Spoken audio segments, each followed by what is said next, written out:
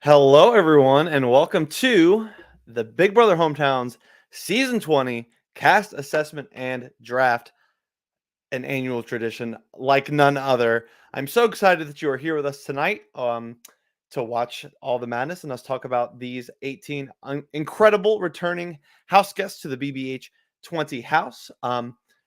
The announcements are that we're here and it's time for the season to start in just 2 days, 2 whole days, and we're going to get this thing going. So here's some things that you should know off the top. If you all the fun VL games are coming, so the draft and all that fun stuff that you know and love. So when those things are out and about, make sure you pick your teams and have the fun with that. This week has been a lot of fun. So thanks to everyone that's been engaging with the premieres of the cast reveals throughout the week. We're not done with content for you this week. Obviously, tonight we are here live and in person to have a really fun conversation about these players. Tomorrow night at 8 p.m., we will be having another additional premiere, and this premiere is going to be the official trailer for Big Brother Hometowns Season 20 / hype video.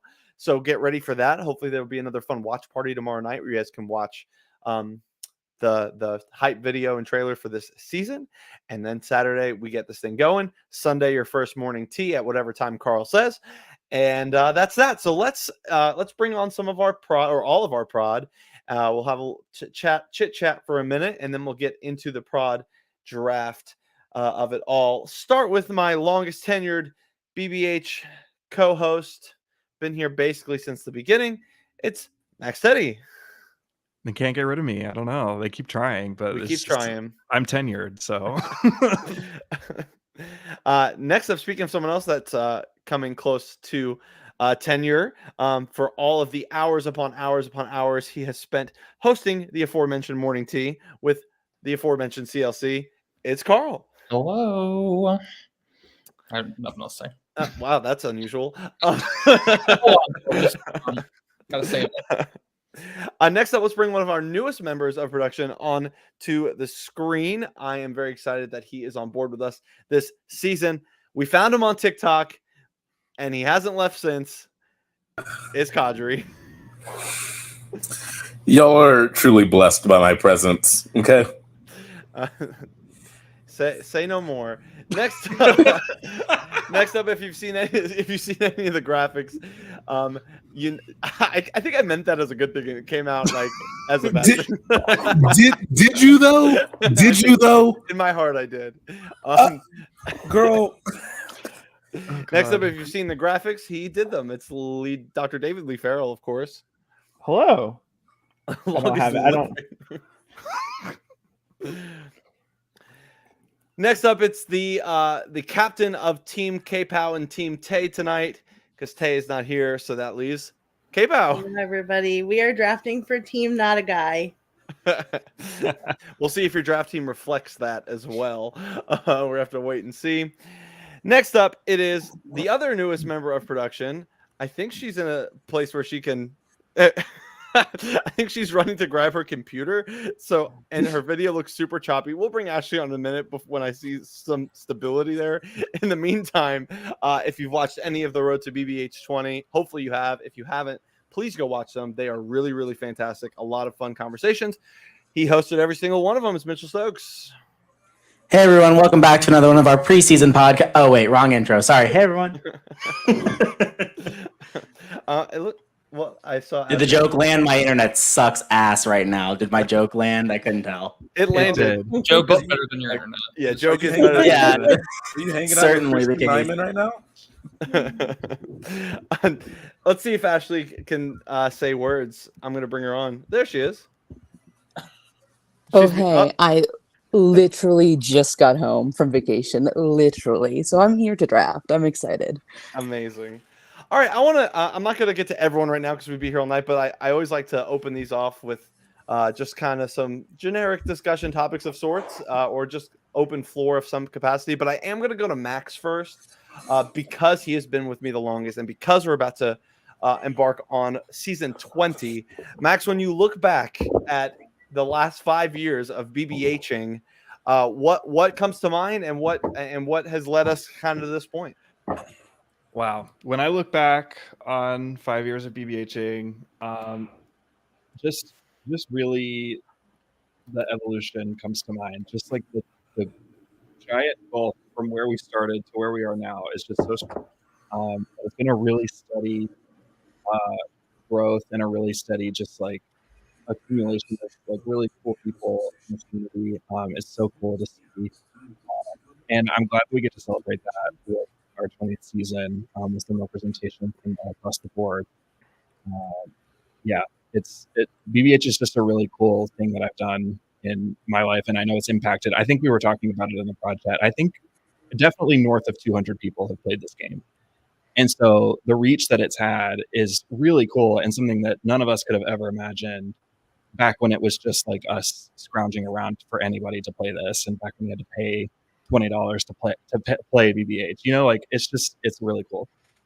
Yeah, when I even look at this prod team, I see people from kind of all eras, if you will. I hate to use that word, of kind of the BBH sphere. So to on the total opposite end, Kadri, you are just now on board, but you have been a big part of the casting process. What are you excited about for this group of 18? Oh, that's a tough question. I think I'm really excited to see how the different people navigate the game. I've never been in a prod role before, but I've heard enough over my short time in the org community about how much drama and how connected BBH20 was. So I'm excited to, and I think we kind of talked about this in the VL today. I'm excited to see an all-star cast who isn't as connected navigate the game. So I'm just excited to be a part of this and to make sure that these 18 players have a great experience. Yeah, I could not agree more. All right, let's go ahead and kind of transition into what we're going to do tonight, which would be the prod draft. Sadly to all of us, the power is in once again the hands of Dr. David Lee Farrell, who won last season's project draft by drafting Gavin, who did end up winning the game if you missed that. So he is bestowed a lot of power. I guess we didn't really think about this in the prod draft last season, that not only would they get to draft the order of the next season, but that next season would be this season that we're obviously very excited about. Oh, there's a new Ashley in the StreamYard. Let's get to that one and get rid of this one. So Lee, I hand it to you. What's the thought process? And then what's the order? Most important. Well, let's clarify real quick. But sorry, before you go, we have how many teams drafting? 1, 2, 3, 4, 5, 6, 7, 8. Eight teams. 8 if we have Blake. 1, 2, 3, 4, 5, 6. Wait, how? Oh yeah, you and Kadri are together. Yeah. And we have Blake's list. Question mark. We do not have a list from Blake at the moment. Okay. Well then, if not, then we could probably assume who his first pick would be. Sure. Let's see if we can get one from him. Okay. If someone wants to try, but so account for him in the order, and then we have to pivot. We can. We're gonna draft one person at a time. We're gonna talk about each person. It's gonna be a good time. All right, Lee, what you got? All right. Well, I was just trying, when I talked with Kadri, we were trying to figure out who would stand in the way of picking the people we wanted. And so those people are going after us. And so first will be Max, because of the reaction you saw off stream where he seemed totally surprised. Then we will put Blake. Then I think he's had kind of a shitty position in the previous draft, so we're gonna let Stokes have pick number 3. Then Kadri and myself will go. Then Six ass. Then Carl will go. Then K-Pal and Tay will go. Then Josh will go, and then Ashley will have the snake it back around and 2 picks at once. Okay, so if I have that correct, Max, Blake, Stokes, Kadri Lee, Carl, K-Pal Tay, myself, and Ashley. We go by Kodgley. Kodgley, my apologies. Yeah. Please no. I can't. And that's the most disgusting thing I've ever heard. Bro, you're mad it's not freaking Mitchell. You're mad it's not Kitchell. No. Madri, Girl, just stop. Midri, Nah. Mitri, bitch, Mitri. That's kind of cute, Mitri. And if Nope. you've never watched this before, as we kind of alluded to before, the winner of the draft will get the order to choose the order next season. But also, the winner will be determined by whoever gets the winner of the season. So whoever wins BBH20, whoever drafted them wins the draft. It's that simple. This is not one with all the points like you will do in the VL. You're just hunting for a winner. So Max, it's gonna be a snake draft, like we said. So Max is gonna get the first and the last pick. That will leave 2 outliers, and those 2 people go to the audience. And then if the audience wins, I guess we'll figure out how they choose the I order don't for know. next What season. did we do after 14? Because the audience won. Oh yeah, I'll have to look. I'll have to go back and look at No, 15 and no. see. And we just decided it randomly at that point. I remember we gave it to Tay because she was part of the audience. Oh, that's right. Yeah, that's right. That's exactly what we did. Yep. No, we're gonna have to add new production members. If we fucked up. All right, Max, kick us off. Oh my god. I wrote out the entire list of this cast and I said, what the fuck? Like how am I gonna do this? I guess what makes it a little bit, it helps narrow it down, is that I'm trying to draft a winner. I'm not trying to draft somebody who's gonna like win a lot of comps and just get me a lot of points. And I think a lot of this cast, while they might be the best players in this cast, they're not going to win because they will get clocked before they make it to the end. And so for that reason, for the first overall pick in the BBH20 prod draft, give me Louise Thurkel. Oh. I'm picking Louise because, just like she said in her intro video, she's going to be underestimated. The disarming just personality that she brings to the game is so infectious, instantly makes you feel comfortable.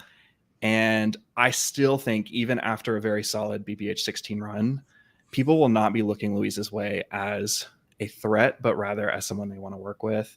And I feel like there are so many other people on this cast that will get sniped, and Louise will just find her way to a very solid position at the end game and will be a very desired ally to have. So give me Louise. Yeah, open up the dialogue on Louise. Anyone else have thoughts? Great pick. Yeah. She was at the top of they were at the top of my list for picking, for the same reasons that Max said. I think they're just going to be more under the radar than some of the other players and might allow them to sneak in. And Louise can win a comp. Like, that's one thing. Like, both what you said, but also be able to get those key grabs. So, great pick. This isn't meant to be a read, but it's probably going to sound like a read. Girl. There's only a few people in this cast who I consider triple threats. Like, they have it all. And you don't need to have it all to win the game. You don't need comp prowess to win. You don't need an amazing social game to win. You don't need all 3, but she's one of the few that has all 3. I just think that's super cool. And I think she has what it takes to do it. It's just going to come down to, she's so likable that there comes a point where how far can you let a likable player like Louise make it? She's someone that a jury is just going to want to vote for because of who she is. Like, she could have the worst game on the planet and people would still want to give her a vote at the end because she's so lovable. So I don't know. I love her, but I don't know. I think. Oh, go ahead, Josh. I was going to say there's a lot to be said about her demeanor, and that she is very tired of the goofy haha as just what Louise is. They're way more than that, obviously. And Louise is hoping to.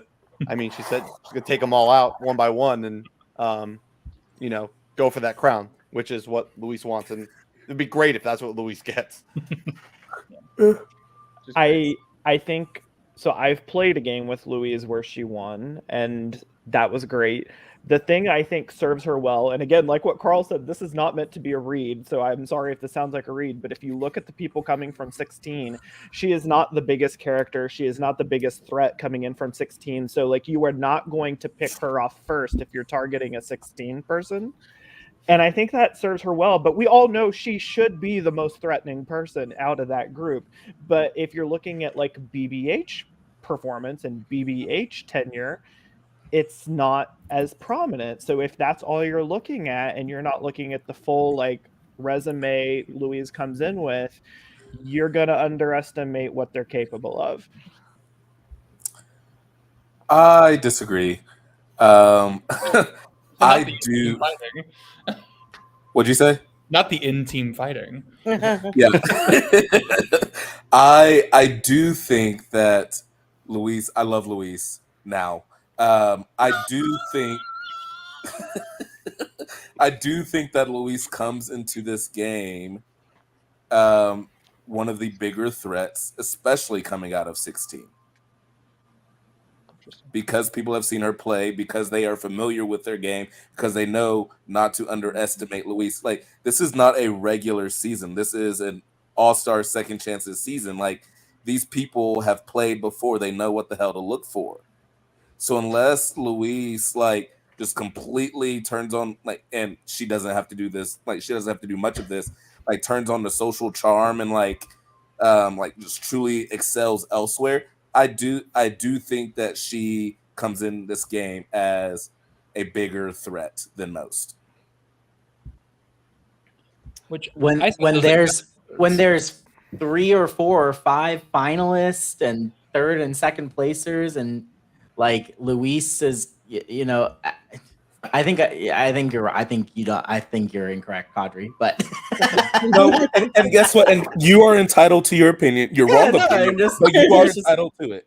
I just think there's so many. There's so many people on this cast that could be considered threats. So a lot of it's going to come down to who can win things, and Louise showed that she can. So I expect to see her here for a long time. But during BBH15, I said I would eat my shoe if they let Danny or Hammond get anywhere near as far as they did, and then Hammond gets 7th and Danny gets 5th. Like, as much as I think some of these people are huge threats, and there's no way this cast would ever let them get that far. Somehow, some way, these players always find a way of doing it. So I don't. I think it was Stokes that said this in so many of the road to BBH things, but it's like a good player just knows how to do well. And Louise is a good player and knows how to do well. All right, let's keep it moving to Blake's pick, which I don't want to make any wild assumptions here. You could make a wild assumption. But I'm going to assume that Blake is going to take his loving partner, Erica Petrillo. Yes. She is a pretends to be shocked. And Max had the opportunity to do the funniest thing in the world, and he chose not to. I know. I love you, Blake. I'll kick us off on the Erica talk. Erica is really good at this. She's obviously very, very good at this. There is a lot of alternate universes that are not too far from our current universe where she has won BBH14. One little thing goes a different way, or if Ryan, gets up on the other side of the bed that morning, who knows? Like, truly, like it seemed like that kind of toss up for him for a while until he came to the decision. And Erica's one of those people that survived a unanimous live night vote when she was backdoored, quote unquote, but like put at the block as the only feasible replacement. And no one said, she's in such a good position that everyone's going to fall over themselves to make sure she doesn't go anywhere in this vote. And they never saw another opportunity to take her out again until Ryan won that final HOH. And rightfully so, because she was really well insulated. So she's a great game player, great social player. Her comp performance is hit or miss, quite frankly. So when it's bad, it's bad. And when it's good, it's really good. And we've seen both of those things. So I'm excited to see Erica jump back into the game side of things after being on our side of things for a little while. I do worry about that part of it, jumping from prod, and that is a very known thing. It's not going to be a surprise to people that or people aren't gonna not know that she was on prod for the last several seasons. So I think that could be a problem, but she'll put the work in, so I'm not overly concerned there. I think that Rick is like to go off of a little bit of concern, but with a compliment as well. She's the most visible player here. I think everyone knows like who she is, what she's done. Many people have game history with her. Not too many, but many have game history with her. But again, good players know how to be good players. And so I'm interested to see how she navigates that. But I think that when you look at the cast, Erica is not going to just have an easy run here. These are people that are going to know what kind of threat she is. So if she navigates through that and makes it into the deep game, it's because she really did something to deserve to be there, which is exciting. Yeah. I mean, there's a big pro in being the most visible player. I mean, early on, a lot of the talk is about not having blood on your hands early and nominating someone like a stature of Erica who has a reputation, who is going to come in with a lot of people knowing who she is. That's a big risk to take. It's a big swing to take. And if someone's to take a swing like that early, they have to make sure they take her out. So that might scare people off initially from taking her out or even attempting to. I mean, to Josh's point, I'm a little concerned just because I think that she has a huge target on her back. Unlike Louise, who can win challenges, Erica was not necessarily known in 14 for winning challenges. Again, she was up against Ryan Taylor, who won pretty much almost anything. So who is to know how she fares in this group of competitors? But I am a little concerned once Erica's feet are put to the fire, does she have the ability to save herself competitively, not necessarily socially? Go ahead. No, you got it, Mitchell.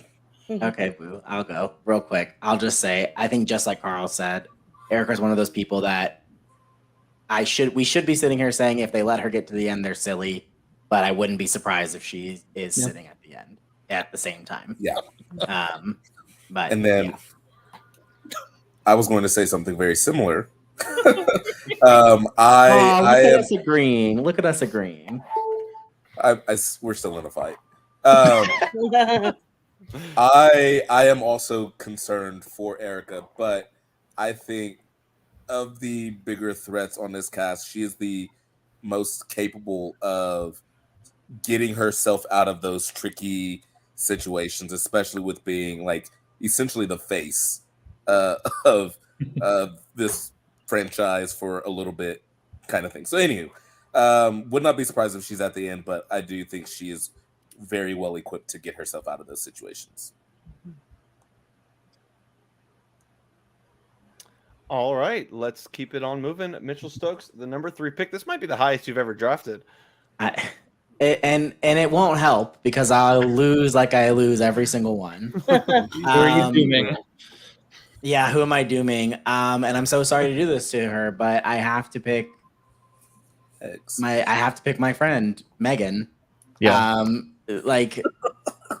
And I said this in the Road to BBH20 podcast. I think more so than almost any other person on the cast, I think the cast is not built for her because we would never do that, and that's called cheating. But I think like as the cast came together organically, I just see so many different paths for her, and I think I see way more paths for Megan than almost any single other person on that's gonna be playing this game. I think if she can manage it and if she can do it and she can control it and stay on top of the things she needs to stay on top of, I don't think anyone can stop her. She's gonna be a verified threat if she makes it far. If she makes it to the end, people are gonna want to vote for her. So she's gonna have to manage that, and she's gonna have to figure out how to navigate the end, especially, for someone who's not made a jury. That is gonna be a challenge for her. But I still think, even despite that, this could be her season. I really believe it.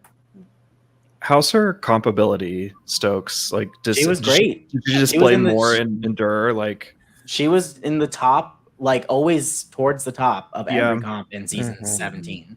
So I think she certainly could win. She won an HOH. Like, I certainly think she can win.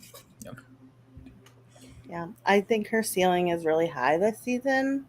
I think she has a ton of untapped potential for the other in terms of what the other players see. Like, we obviously see what she's capable of and her threat to the game. But I think that there's a way she comes off as like, oh, let's get, mom on our team and she'll be like fun and hanging out with us. And little do they know that she's just ready to take them all out as soon as she gets the chance. And I think that's such a good skill she should take and be like, oh, I didn't do great in 17, and use that and play that up. Because if people haven't been following Megan and how well she's played in all of the offshoot games she's played, she's really good and she has a good mind for it. So if she can make people underestimate her, I think that's going to be their undoing and gets Megan really far. I think the resounding theme between the people that she's played with before, whether it was her 17 people, whether it was her Endure people, is they all regret that they didn't keep her around longer. And I think that they're going to be bound and determined to let her get further. But I think that very thing is going to be dangerous for her once the jury hits.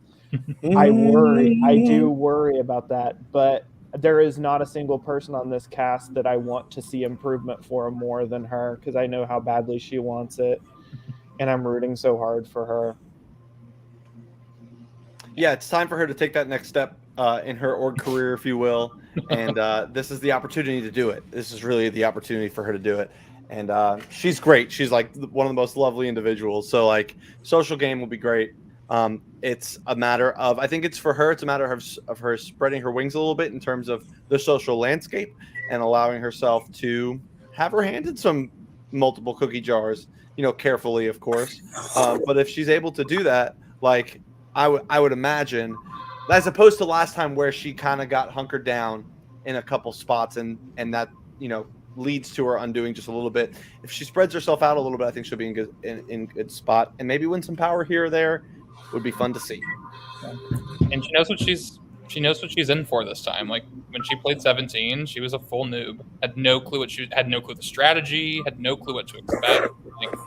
Got thrust into this environment of being on calls all the time with children and a husband. And still had people falling over themselves to want to work with her. And she's only gotten better from here. And she can harness the fact that her placements are pretty not great, despite the fact that she's been very good in both series she's played in that are long form. But on paper, it doesn't look that way. So I think she can really harness that. Oh, come on, orchestra. Yeah, Kadri, I think you have some Kadri background. It's a lot of background. Are y'all talking about my phone? Maybe. Every time you slide your laptop. Oh. Yeah, that. All right. Anything else on Megan before we move on? That's a queen. That is a queen. All right. What was it? Codley? No, stop trying to make that happen. Oh God. So we're gonna take a risk. We're gonna take the first man of the night. We're gonna take a risk. Yeah, Oh my God. And we are taking the Riz God. Who's shocked? RIZGOD. That might be first boot right there. I can't wait to hear y'all defend this one. Go for it. So, listen, he started off with this whole I don't care mentality. And you know who else did that? Ryan. And Ryan went undrafted and he won. And now, if you see the difference in the way that he talks today, especially, he cares, and he's gonna care, and he loves. I have seen zero difference. I'm so sorry to cut you off. There has been no difference in how he has spoken today. You are smoking cocaine. He is going to see this cast, and this cast is so. I think this cast is going to be such a high ceiling for him. I think that there are people that are going to like him. They're going to want to work with him. He doesn't have anyone else from his season, so he's going to be all open for allies and be seen as open to working with anyone. I think his ceiling is so high. Does he win? I don't know, but I think that Bro, then why the hell did we draft him? Yeah, you're trying to draft the winner. because I feel confident enough David in Lee him to Farrell. draft What the him. fuck? Because Don't say I that. feel confident enough in him to draft him. Lee's best And- friend race is once again upon us. And here's the tea. Here's the tea, y'all. This man sent a picture of his face superimposed on Raven Simone's body with a thing that said, "That's so Rizzo," because he wants to do a mess and he wants people to be walking around and be like, "Oh, that's Rizzo." Girl, I'm sorry. This man is on his trajectory. If he keeps this trajectory up, he is on his way to first boot because he's going to try and play messy and a fool. I'm sorry. I don't think it's gonna a bad pick. happen. It's a bad pick. I so don't sorry. think it's going to happen. I don't believe it's going to happen. I think that here's the thing. Rizzo has never done poorly in an org ever. And if we're going to use this whole like good players are going to be good players and they're going to do well, like he is the definition of a good player.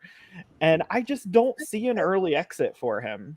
I agree with you. He's a great player. He's actively telling us over and over and over again he's not going to play like a good player. He has literally said, "I am going to play differently. I could do the same thing and do really well like I always tend to do, but I don't think I want to do that at all." Like, Rizzo is great. He's a fantastic player.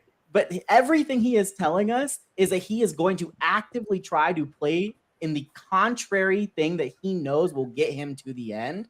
And I just like, we have to state it. We have to say it. Yeah, and Ryan did the same thing. He's like, I'm going to target all my friends. I'm going to come in. I'm going to play so bad. Right. I don't buy it either. Frankly, that come on, Kadri, you can come over to my team. And you know what? You can go. You can No, go. I will. I don't buy it from Rizzo that he's going to do all this nonsense. He's not. He's going to come in and play well. He's going to come in and play well. That's why I was okay with Lee drafting Rizzo. Now I would have left the "I don't think he's going to win" out because we're trying to draft the fucking I don't winner think. I said, do I think he's going to win? I don't know. Sure. I mean, girl, that's the same damn thing. Oh, I almost said some racist stuff on this call. Let me stop. Good Lord.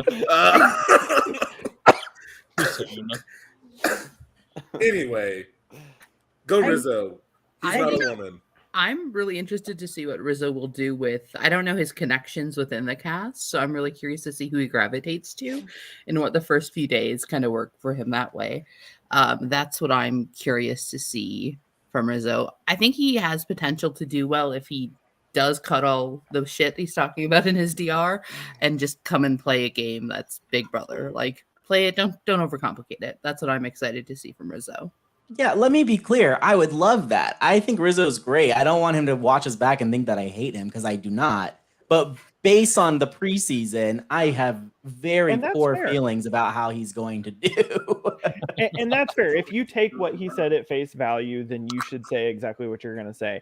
I just think that he is going to take it too seriously once he gets into the game.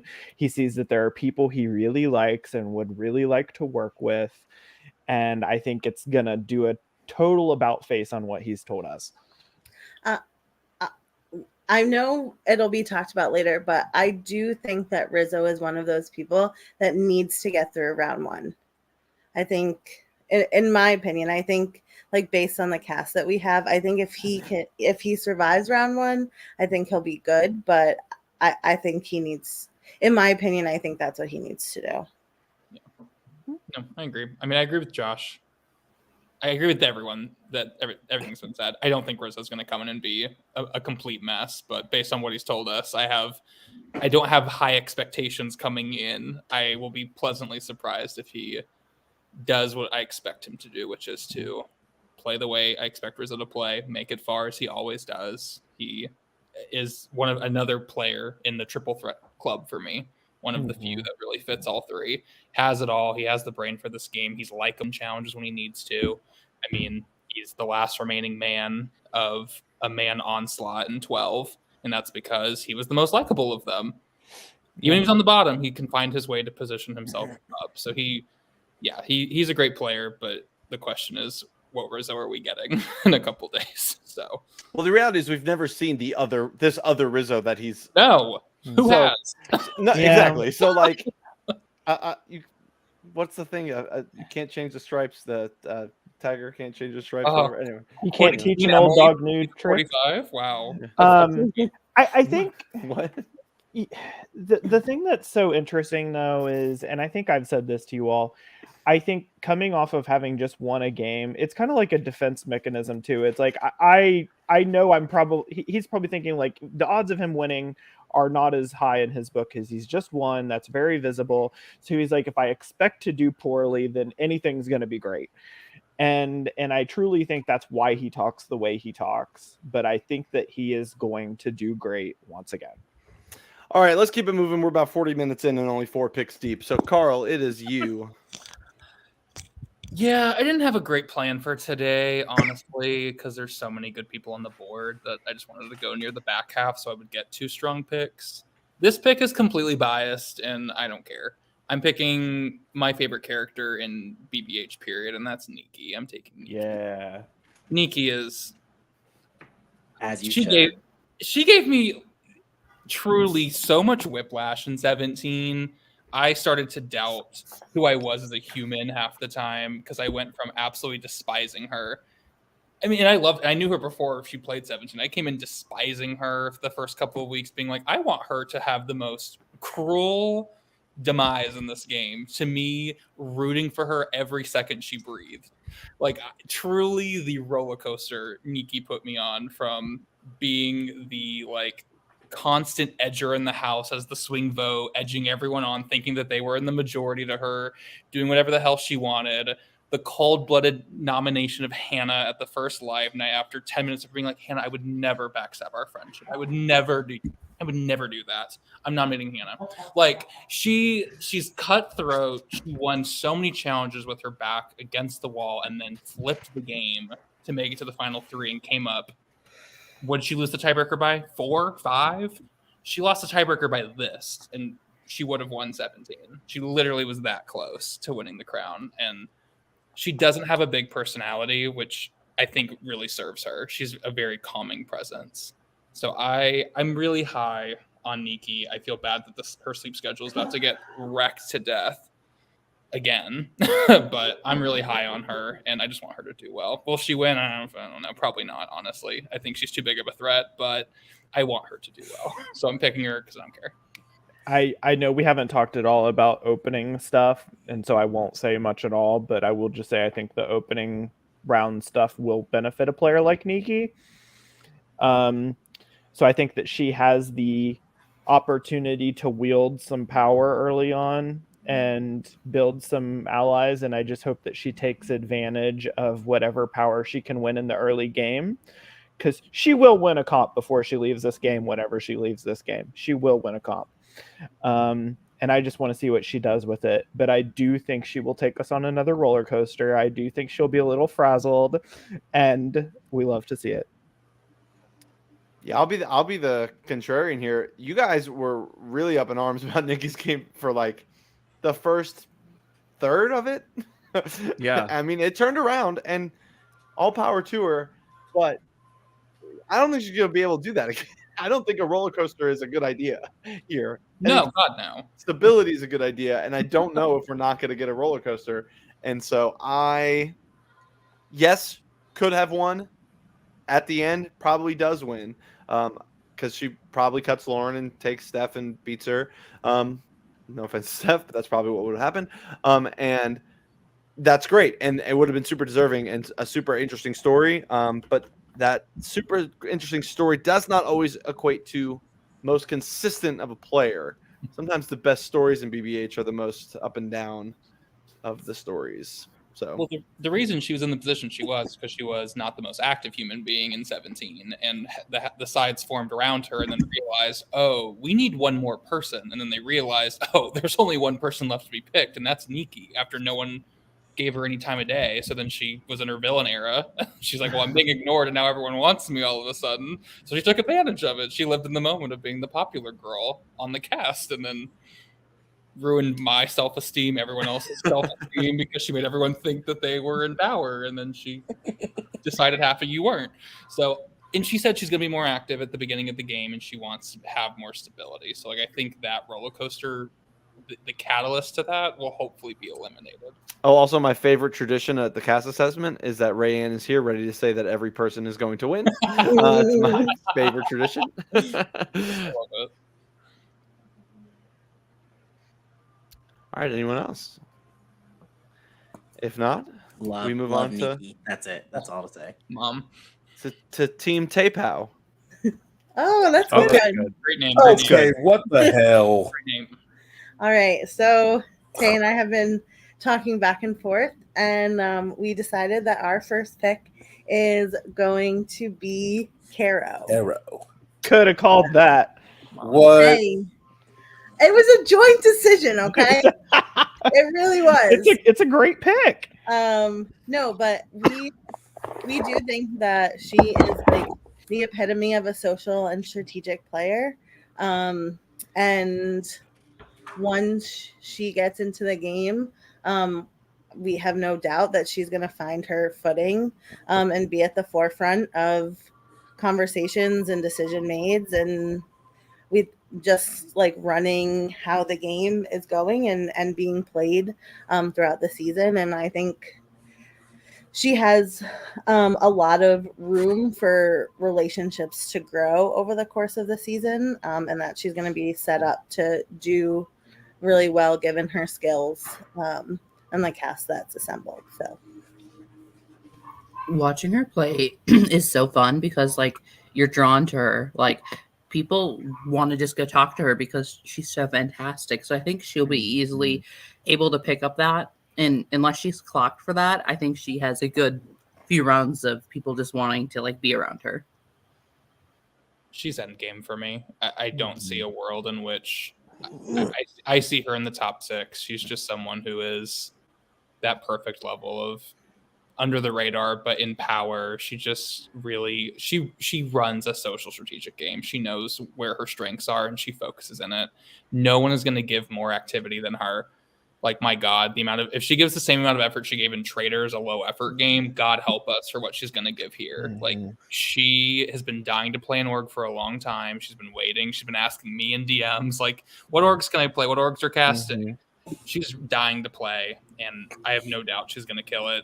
My worry for her is, by God, she is awful at challenges. Love her with all my heart. She is terrible. So, like, she has to manage that balance of jury threat and all of that, because the second people realize that she's a winner contender, oh, it's a wrap for her. There's no way she's saving herself. And the problem with a game like that is so good you have to win one, and it's the last one. You have to win the last one. Yeah. I would argue. Go ahead, Kadri. No, you got it. You got it. I was just gonna say, I would argue she needs to win more than one. I think that she needs to win one so that people don't just think they can get rid of her whenever. And then she needs to be able to close it out at the end. But I think if she can do that, she's got it. She is so good. But again, like Caro is one of those people that she determines her own ceiling, in my opinion. Comp wins are going to change a little bit there, but and so that's why, Kadri and I were between Rizzo and Caro for the pick, and I worry a little bit about whether she wins a comp or not. But my God, if she wins a season, what a fantastic season it will be. I much like Carl, Caro is in game for me. Like, she's top 6. My worry, my fear is that the cast is released and they're starting to look around, and Liv points out Caro. I don't know what's going to happen, but I think like Liv just clocks Caro in her social game and how she truly ran 16 from the ether, the beyond. Is ether a word? Did I just make that up? No, You're good. You nailed it too. You used Oh. it correctly and everything. Hell yes! Come on, SAT. Yeah, how she ran the game from the beyond, and then like by the time anyone really realized it, it was too late. So like if Liv comes into this game and they're on opposite ends, I do think Liv is the one that's gonna like be able to pop that balloon. But if that doesn't happen, Caro is in game for me. Yeah, I think that's the piece that we're missing here and we're not talking about is I think if anybody has the pieces to Caro's game and could absolutely carry her if she wanted to, it's Liv. So Absolutely. But like, Carol could do the same to Liv, arguably. for sure, but Yeah. but who, you know, are they going to do that is part of the question. And I think 16 is such an interesting season just because there was so much dominant like Yes. physical people, like physical players that they had no choice but to work in the shadows and to try and control things from behind the scenes. And I'm And- curious if in a different scenario how she adapts to playing that. Because I think it could be, I don't know. Caro is someone I would love to see do well. I just don't know. It's an unknown. It feels like for me. I mean, she'll have to work in the shadows. She's not winning stuff. I'm sorry. I have to like. I think and she isn't. knows that Yeah, she that's knows her that. game plan. She has to work from the shadows. Like she is not going to hold power in this game, and she knows that. I think she fully is aware that her comp prowess is not where it needs to be, especially in an All Stars cast or a cast of people of all returners. Like I think she knows that, so I think she's fully prepared to do that. It's just a question of like, does she get clocked? And I think there's a reason why Liv is drafted less than Caro because I think Caro has the swing. If Liv tries to do something about it, Caro will have more of a pool to counteract that. But maybe I'm wrong. I'd love to be proven wrong. And to your response, I say, viewers, do your seance for Caro to win Deal or No Deal. That's There her we moment. go. That's her moment.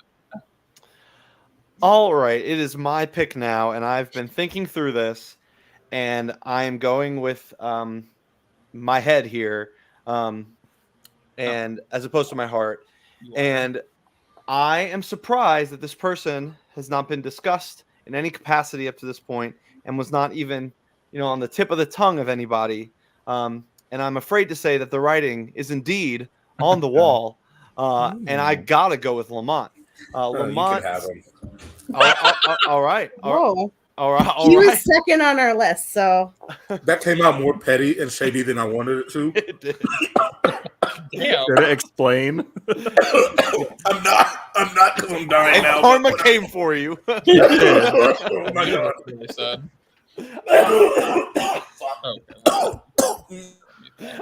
While Kadri collects himself and catches his breath, and hopefully doesn't cease to exist on air tonight. Here, let's spotlight him.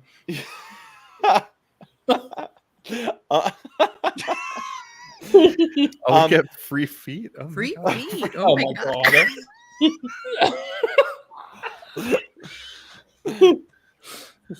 Have your moment. No, I'm just kidding. Only queers will know that.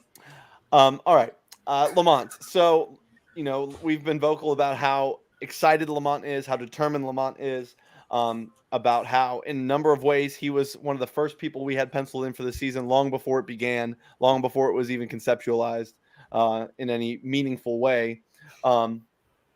This man is ready to go. This man is locked in early in my mind. He is speaking in ways that are like 4, 5, 6D chess, and now that can have its problems. And it's great to speak of all these things and have all these great plans of all the right things you're going to do. It's the total opposite of Rizzo right now. Rizzo's doing the exact opposite, where he's saying all the wrong things and doing how he wants to just be a big old mess. Lamont is talking about how he wants to be dialed in every conversation, how he's intentional with his conversations in the car, how he's filming a documentary, how he's bringing them into his lives, like all these things one by one by one.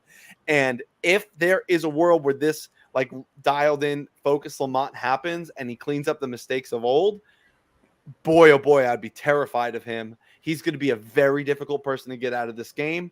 And if he gets into that final 7-6-5 area, he's brilliant. He can win competitions. And I am real excited to see the story of Lamont Lamar here in BBH20. And I would be thrilled beyond belief if it ended with the crown.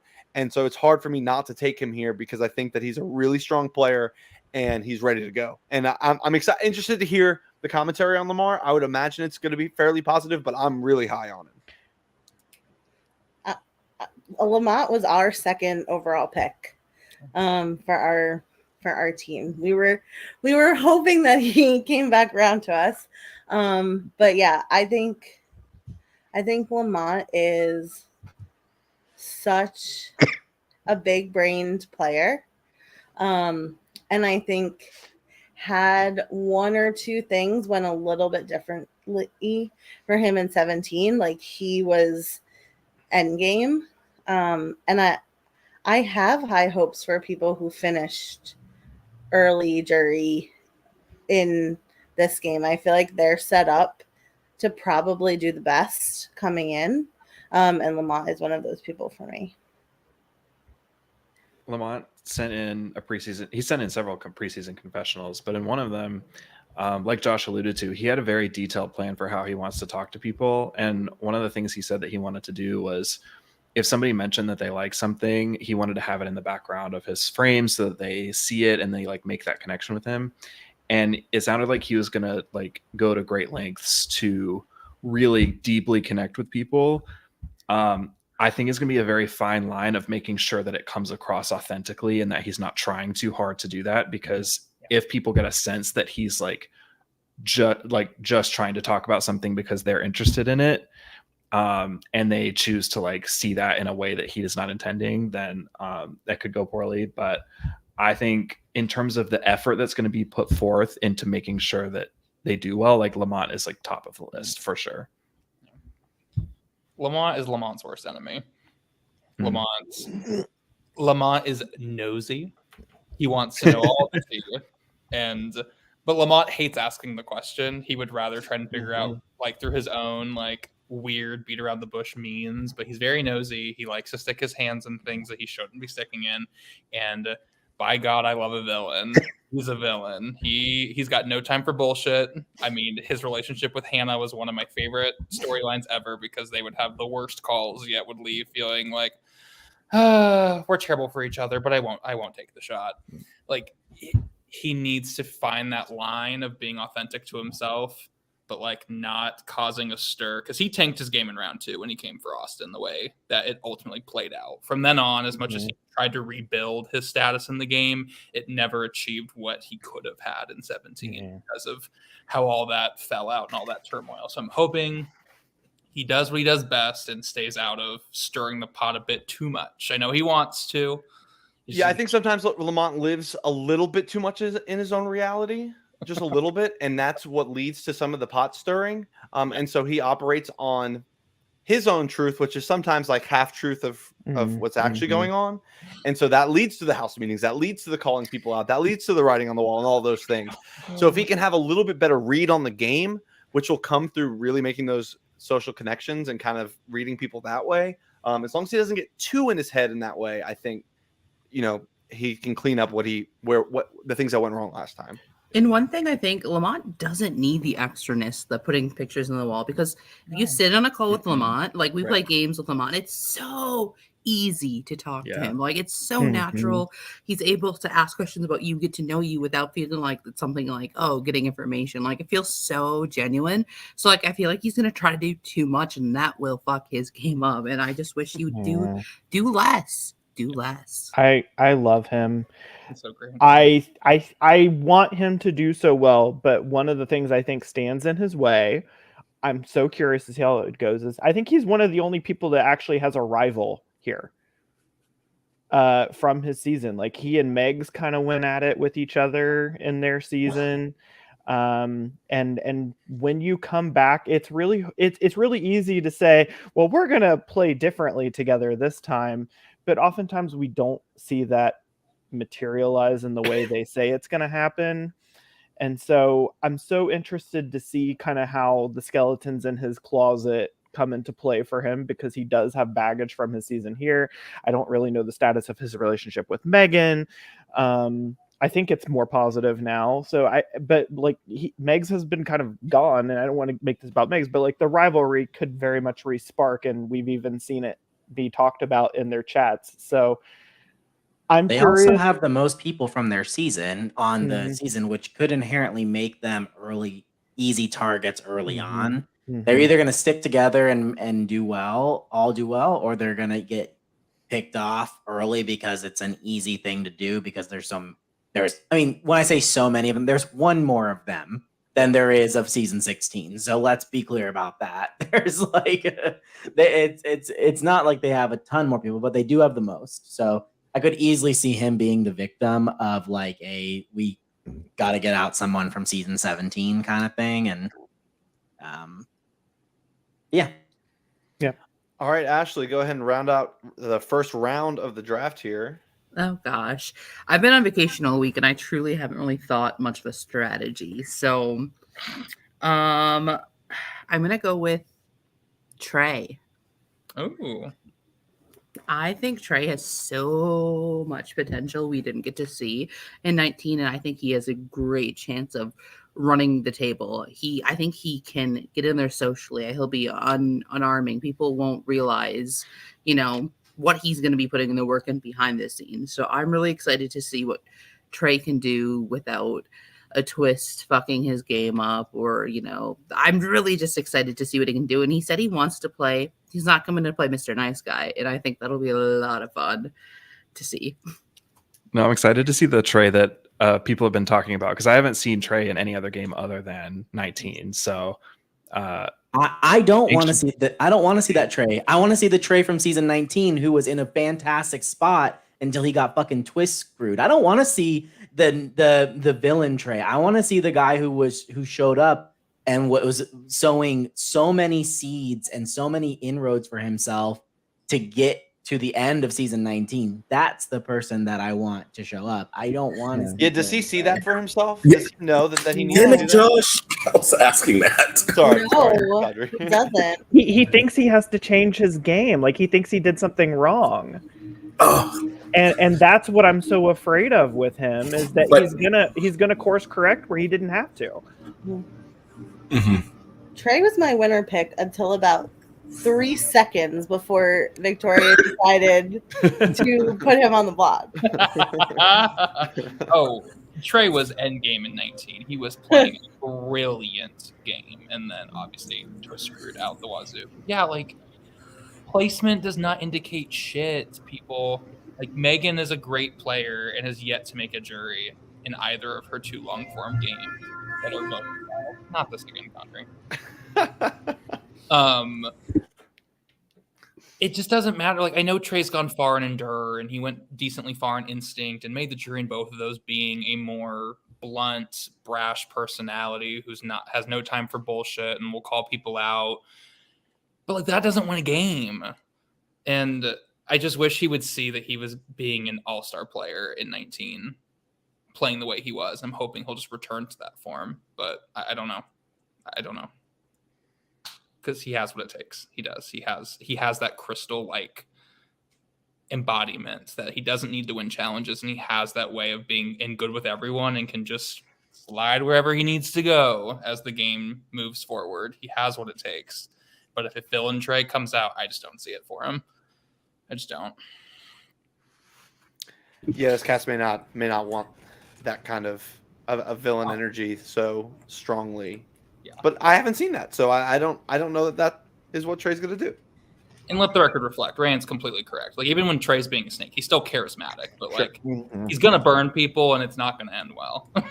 We saw it with Kevin. We saw the taste of how Trey can be when he feels scorned in the type of way. We don't need that for his game, for his winning change.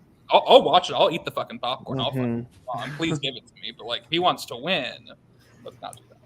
And he needs to lean into the fact that he didn't do very well here and that he's not really a threat to anyone. Because I would argue that Trey has to do very little in this game in the first few rounds. He just needs to show up, smile, talk to people, gather information, do very little, and he will do great. Mm-hmm. And that goes for literally everyone who was a pre-jury contestant, maybe with the exception of Megan, because I think she has such great potential. But yeah, just show up, exist, and don't be too much, and you're a shoe-in for late pre-jury, early jury, at least. All right, Ashley, back-to-back picks. Oh God. Literally any pick I could pick would be great. And I'm gonna be nice to you guys and leave some of your favorites on there. Girl, do that. But I think the pick I'm gonna pick is gonna be good. I'm gonna pick Preston. I think Preston, with a chance of playing competitions, getting some agency, has a really good shot of getting to the end again. In 18, we didn't get to see him play many competitions at all, and I'd like to see what he can do in a cast where he might be able to win some. Read him. Yeah, I don't know what happened comp wise. Like, he was known in the Hive as a huge comp piece and a person you had to get out early enough in the Hive format. It became impossible to take him out. I don't know the Hive format that well, but like there's this like middle part of the game where you really have to kind of just take him out, and that's kind of his reputation in both seasons he played, and then came to BBH and won virtually nothing. He won like 2 challenges, which like cool, great, and he still did well across the board. Like he was still top 4 or 5 in most challenges, but a big reason he lost is he didn't have power.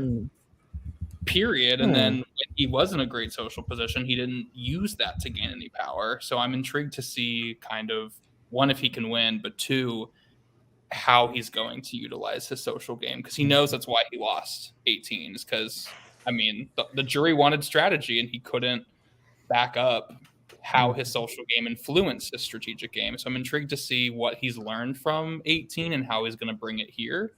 Because he has what it takes. I mean, he has a charming personality. He should be fine socially. It's just a question of, can he build his resume further than just being likable and being not targeted? It has to be more than that. Yeah, I mean, the wheel didn't pick him for vetoes, and I know that's part of his argument. But also, like, I don't want to downplay the fact that there were some amazing comp threats in 18. Like, Sam Foser is amazing at comps. Sam Lechner, great at comps. Lauren was great at comps. Brady, great at comps. So, like, there were other people who just came in and did a lot of these comps better, and he had probably a lower end size of what he was competing in. But I am so excited to see him try to flip the script on this, but we haven't seen him actually have power or wield power in Big Brother, and so I'm so interested to see, because if he gets himself into trouble too early, like, could actually early power, like, if he's so needing to prove something to himself with power, is he going to focus more on that than what he does with it? I don't know. I don't know if that made sense. Sorry. But I think sometimes if you've not really held that power position in these types of games, it can be really hard once it finally lands in your lap. I mean, the knock on Preston that has been spoken of is that he'll play with his friends till the end of the world. And that's the knock on Preston. I've seen Preston say in preseason jibber jabber that he is going to work on those. He's going to work on that, essentially. I don't know if he's necessarily pinpointed it exactly and say, this is what people say about my game, so I'm going to do this. But I think he's just saying, he's like, I know I'm going to have friends and know people going into this. I've got to, see what my other options are. So I'm curious what that line is for Spencer, because or for Spencer. Gosh, Preston. Well, Spencer, sorry, Preston. I'm tired, guys. It's been a long week. For Preston, what that line is for Preston, because for everyone there's a line. It's like, I mean, I hesitate to say this, but I'm going to say it anyway. We saw how that line worked for Lee in BBH 15, and at a certain point, he wasn't willing to cross his friends. And he just wasn't. And so I'm afraid for Preston, not that he's going to be Lee Farrell in BBH 15, but I'm afraid that he would not be willing to, for the betterment of his game, do something that would hurt someone he maybe has a connection with outside of the game. Now, if he's willing to expand that line a little bit and push it further and further, and maybe even kick the can down the road a little bit, I have high hopes, because he's very good socially, and we'll see how he does in comps if the wheel picks him, whatever. But I think to your point, Josh, though, if you set that precedent of like, I'm going to keep my friends safe early on, it makes it even harder when you do have to cut them later. Like as you dwindle in numbers, it only makes it harder on them. So then it's like this whole like it makes it hard. It makes it hard on so like it makes it hard on both sides. You really screw yourself in a number of ways. Like you really got yourself in trouble during that double eviction because that was the line you were trying to walk back and forth, and all day you said, I'm going to do these things. And you're like, no, I can't do that. I got to go over here and take out AJ and Tay or whatever. And so you get yourself in trouble on both ends if you play that kind of game. And I don't know how Preston gets out of that kind of jam. I'll push back a little bit on that. I think Preston has the ability to make connections with everyone, even people he doesn't know. In 18, I didn't know him before the game, and we became like really close and fast and became strong allies that way. Yes, he did work with friends at 18, but I think he's willing to make the connections across the board to save the moment. That's, I mean, like with Madison, he did enough for her to sow seeds of doubt to kind of on live night, but kind of. So he put enough work to keep the socializing going, and eventually. So I'd like to see if he can do that here. And I'm really intrigued in general by a lot of the runners up that we have, because I would love to see a runner up get to the end again. I think that's an interesting story. Preston obviously showed an incredible ability to speak on his experience in his game and sell the jury. He was climbing a very uphill battle in trying to defeat the very out in front game of Foser and also well-spoken game of Foser. But if he gets to the end, have good luck trying to out-talk him, because you're not gonna. He wants this so badly. I mean, even when we were in casting, you couldn't deny how badly he wanted this. And so, I mean, again, when someone wants it that badly, you really can't help but want it for them in return. I think for all of the things that we've said here about like working with friends or anything like that, like I just want to see him maneuver in the way that is going to benefit himself first and foremost. We love a self-interested game. Sure. All right. Back up to me. There's a lot of great options on the board. Obviously, but this played out exactly how I hoped it would. And now I will be picking with my heart, and I have to take Sarah. I have to. And Sarah, when you watch this and I say I have to, that doesn't mean like, oh, I feel obligated to, or I'm like giving you a pity pick. That's not true at all. This is just I'm very excited to my team be Lamont and Sarah, and I really like my odds. I think they're as good as any. I'll start with the negative because I think it's a glaring negative, and it's not even Sarah's fault. And that glaring negative is that she's going to be the fish out of water here in terms of the connections, not necessarily in terms of the ability. And so we've said it a number of times. If people give her a chance, which I'm hopeful they will, and there's a lot of people here, you just need one or two of them to give Sarah a chance. Sarah has to earn that chance, and I think she will. And so that's the uphill battle, is those first few days. And if she puts in the work, which I know she's going to, and she's ready to do so, then I think she'll be okay. I'm incredibly nervous. I said this on Road to BBH, very nervous for Sarah because I don't want this experience to be cut short for her. I think that she is built for a game like this, and I think that she is going to excel given the opportunity. And so, I've kind of, over the years of doing this, I've kind of realized that we put the game out in front of them and then we let it play and see what happens. And I try very hard to not be so like emotionally like invested, I guess, and to say that like my life is going to end at, I watched Ashton very closely and it was very hard to do that. But like, we're giving Sarah the shot. She's going to get on this train and let's see how far it goes.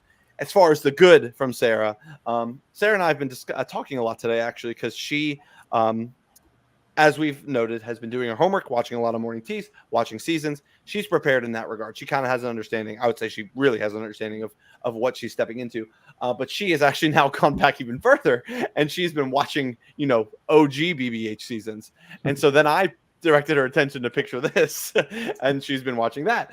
And so she was speaking today on her BBH5 game, and 4 years later has really, spoken, I should have won that. I should have absolutely won that. And, we were able to talk through those things. And she said, Greg did some things, but he was just a character and he didn't really do much for a good chunk of the game. And watch picture this to hear us break that down for real.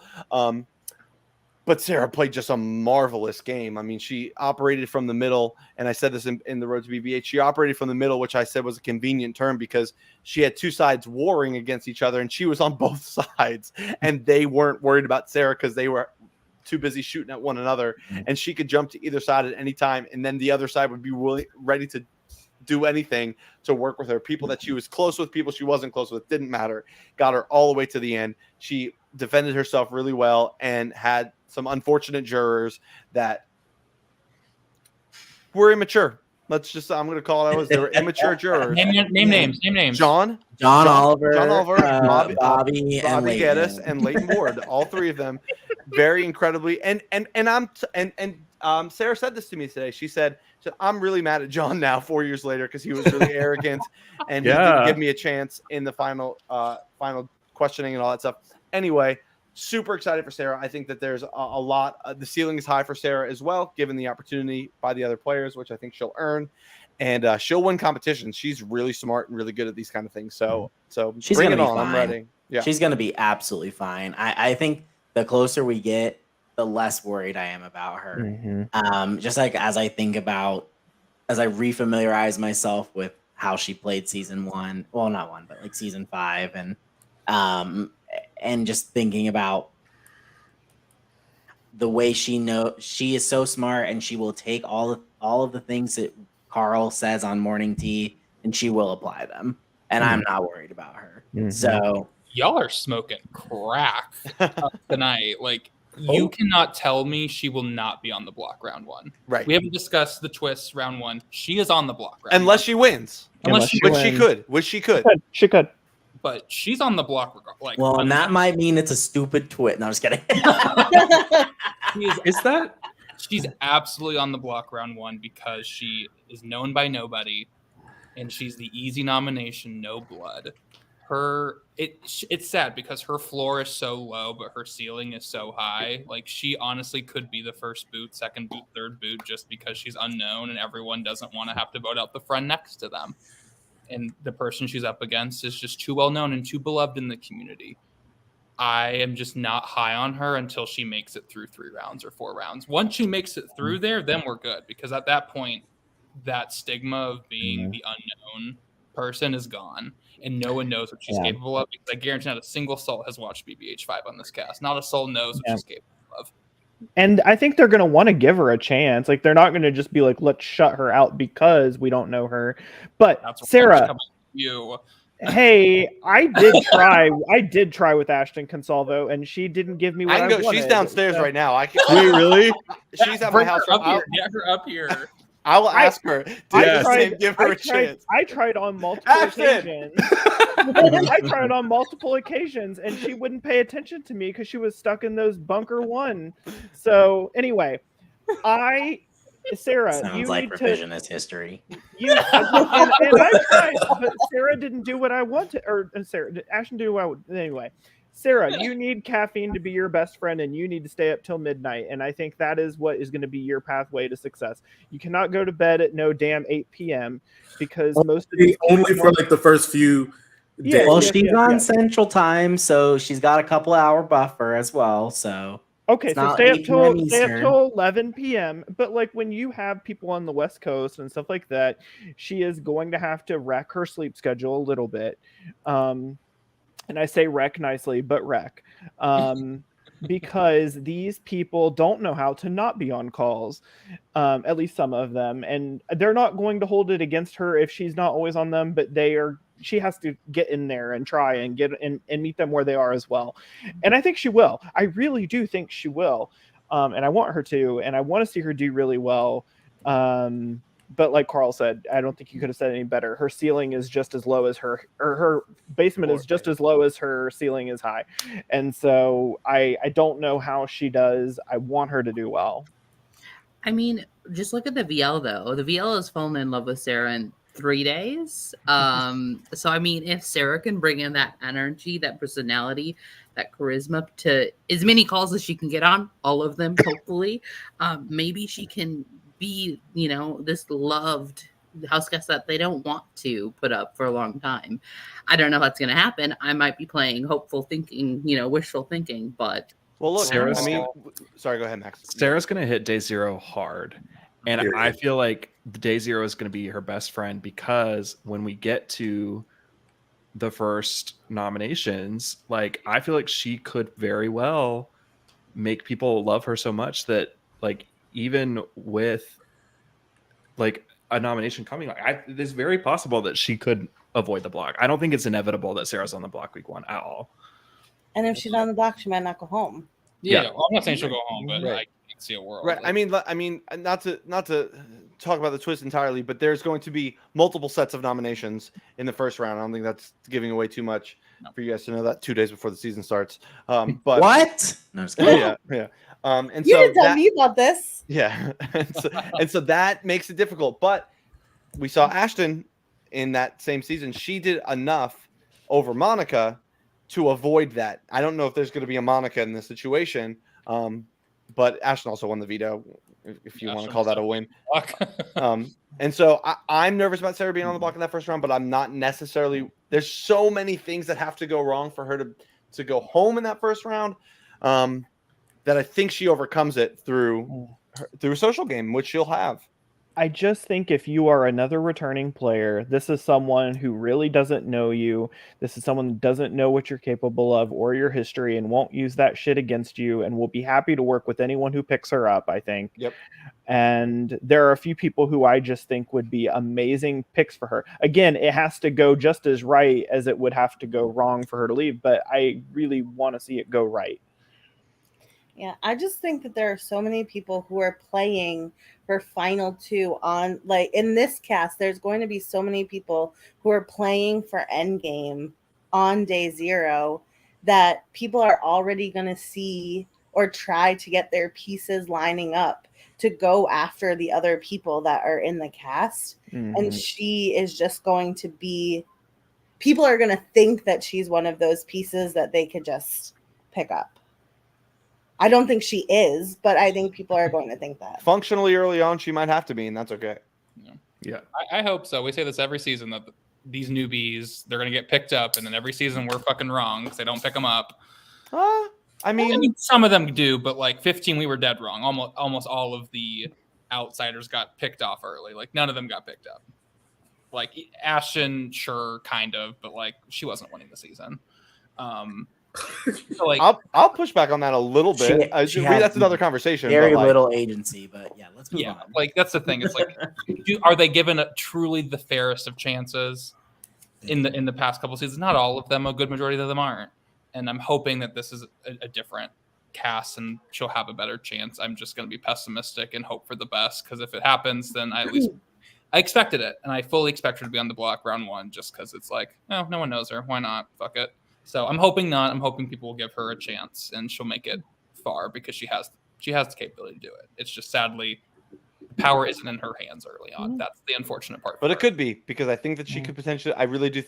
I love her odds to win power in that first round. Oh, I mean not like winning comps, like in terms of like her ability to stay isn't really in her regard. Yeah, if people want to play with their friends, she's gone, and there's nothing she can do about it. So, but I also think that there's not, it's not like a 15 where there's going to be a ton, like an initial group of people that's just really drawn to each other because they are friends. I truly don't think that will be the case with the season. There are certainly relationships. There are certainly people who are familiar with each other, but I don't think I agree with the idea that Sarah's shot at this game depends on people's pre-existing relationships, because I think the cast is less connected than that. And why is her chance any less important than somebody else's chance? Like, so I think if she does what she's supposed to do, I think she could avoid.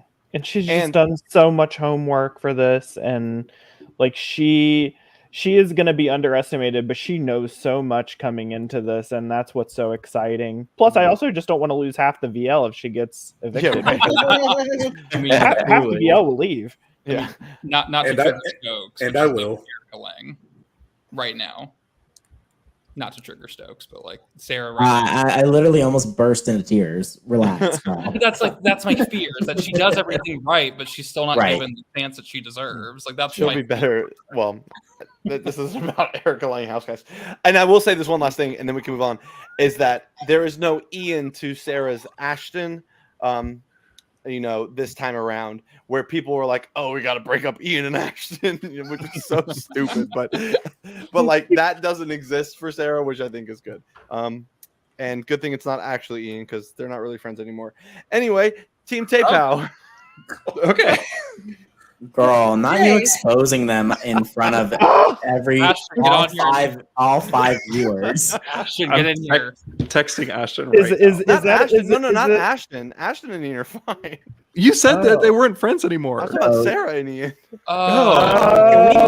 Can we not dox these people's personal relationships and can we move the fuck on? This sounds like a Drew Klosinski rumor. So our second pick is absolutely a heart pick. And we are picking Frankie. Yeah, absolutely. Nice. So I have some words from Tay specifically in my messages. And she just said that, well, first, obviously, she loves Frankie to death, but she thinks that Frankie's done a really good job pre-season in his chat of really reflecting on his past game and knowing where his pitfalls were. And feeling really confident that he is going to pick that up and do what he needs to do. And having more time means that we'll get to see the social game that Frankie knows how to play. Even in season 18, with having limited time and limited connections, he still managed to make it through into jury, pretty good at competitions, which I think will carry over. And if he has the better social relationships and more of the strategic layout of the game, we'll be able to use those competitions to really further himself and his allies in the game. And I said it earlier, but I'm excited to see what someone who went out like in a mid-jury place can bring. I think he's another person that is a little bit more under the radar and people don't really know what he's going to bring into the season. And I think that is going to be something that a lot of players wish that they had taken into account because I think he could do some damage. Yes. I think Frankie is socially if he's willing to make the calls, make the time, more than 4 connections, like I think that'll really do well for him. Because once you're on a call with him, it's so fun, it's so easy. So I'm hoping that comes to play in this season, and he has done his homework, and I hope he plays his game for himself rather than I want to do this for the people I'm working with. I want him to do it for Frankie, not for anyone else. Yeah, there was a lot of strategy missing for me from him in his initial season, but again, I think that comes from the fact that he's a Tay recruit who wasn't really like a huge reality TV show lover, just loved like hearing about it from Tay and was invested that way. So I'm hoping to like he has the social charm, he has the comp ability, he's just missing that strategy element, and there are too many strategists on this cast to not have a lick of strategy. Like they will dump you on the side of the road and be like, "Yep, you're not an ally for me. You're of no assistance to me here." If you can't think of lies to push, ideas, nom sets, who we should be working with, alliances, if you're unable to push any of these ideas, he's going to get left in the dust by people like Megs and Lamont and Megan, these people who get it. So I think I'm worried for Frankie. Is where I think I've landed, just given the strength of the cast, given that he hasn't played anything else since his initial season, and I think I think we'll see a better version of Frankie, but I just think against the field, I think I worry that he gets lost in it, unless he just gets swept up into the group that just keeps winning, which obviously could very much so happen for him, because not only can he win, but that tends to happen, that there tends to be one group that can win things and one group that cannot win anything. So, it just depends on which side he falls in. But I think at the end of the day, when it comes to Frankie, I think I'm worried for him. Well, our 2 team members are going to team up and be like the super duo of the season. So Awesome. I would Caro and I Frankie. would love to see Caro and Frankie work together. They'd be fun. I'll say Frankie did have some strategic thoughts and moments in 18 where I think he could bring it. He wanted to flip votes. He wanted to not go with the house. He wanted to do a lot more of just like in the beginning of the game. I'd say he wanted to save Marcus. That's how he started to get his allies. So I think that's there. To your point, though, not to the level of everyone else. Like, funny enough, he's giving me. I think the new and improved Frankie will be BBH18 Preston. Socially loved, can win comps, can be insulated if he wants to be, but is the resume there to win? Unsure. But I'd love for him to prove me wrong. I'd love for him to come out here and beast it and be kind of that dark horse that none of us saw coming and really pull out all the stops. A Frankie win, if we get to the end of this and it's a Frankie win, that's certainly an interesting story. Yeah, So, I agree. I happy birthday to you. Happy birthday to you. It's my birthday. Please going home. It's my birthday, and Leah's going home. Never forget. Hey Dan. Hey everyone. I'm on prod again. Hey Dan, it's here. He's here. He's back. I was going to say that Frankie was very malleable in 18. It kind of seems like, especially with that first HOH, like the decision was just going to be whoever he talked to last. And so I hope we do see an evolution there. I think he'll come in this time with like his own idea of how he wants to play, and then we'll gather people around him that want to support him in that. So I think that's going to be a huge step too for Frankie. I remember sitting with Stokes in Frankie's exit interview, and even then Frankie was talking about the idea of coming back if we would ever have him back. And I don't think he realized that it would be now or this soon or actually happen. But he was so reflective in that interview about what went wrong for him there and what he wanted to change coming back.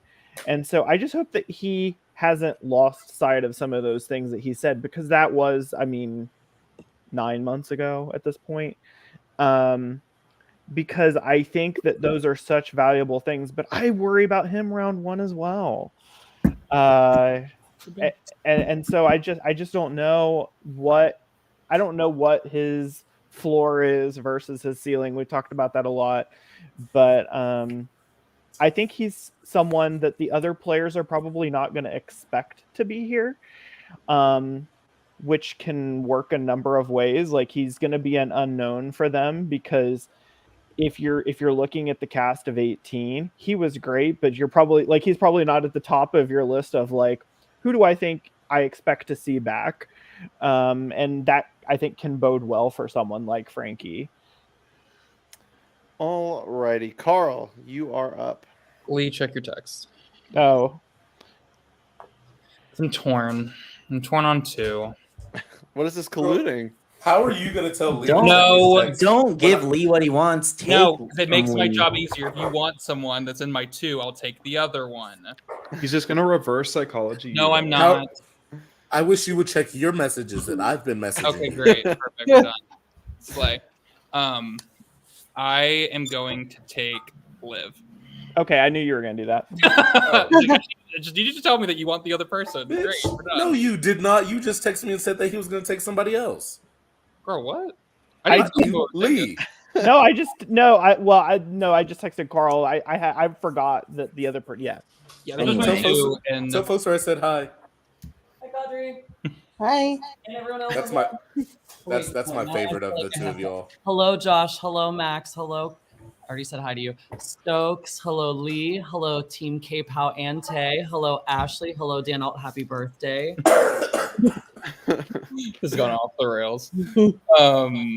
I'm picking Liv. I think Liv is again one of the few people that's a triple threat in this cast. She has it all, and 16 was her game to lose. Honestly, And she did. And she did. Finale night was. God damn.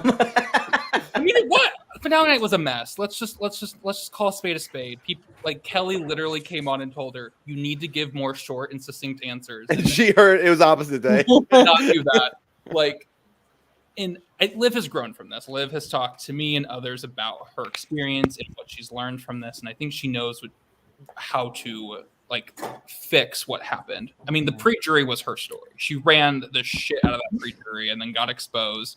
Had to play from the bottom, which a lot of these people on this cast can't say. She played from the bottom. A lot of these people got yeeted the second they were on the bottom.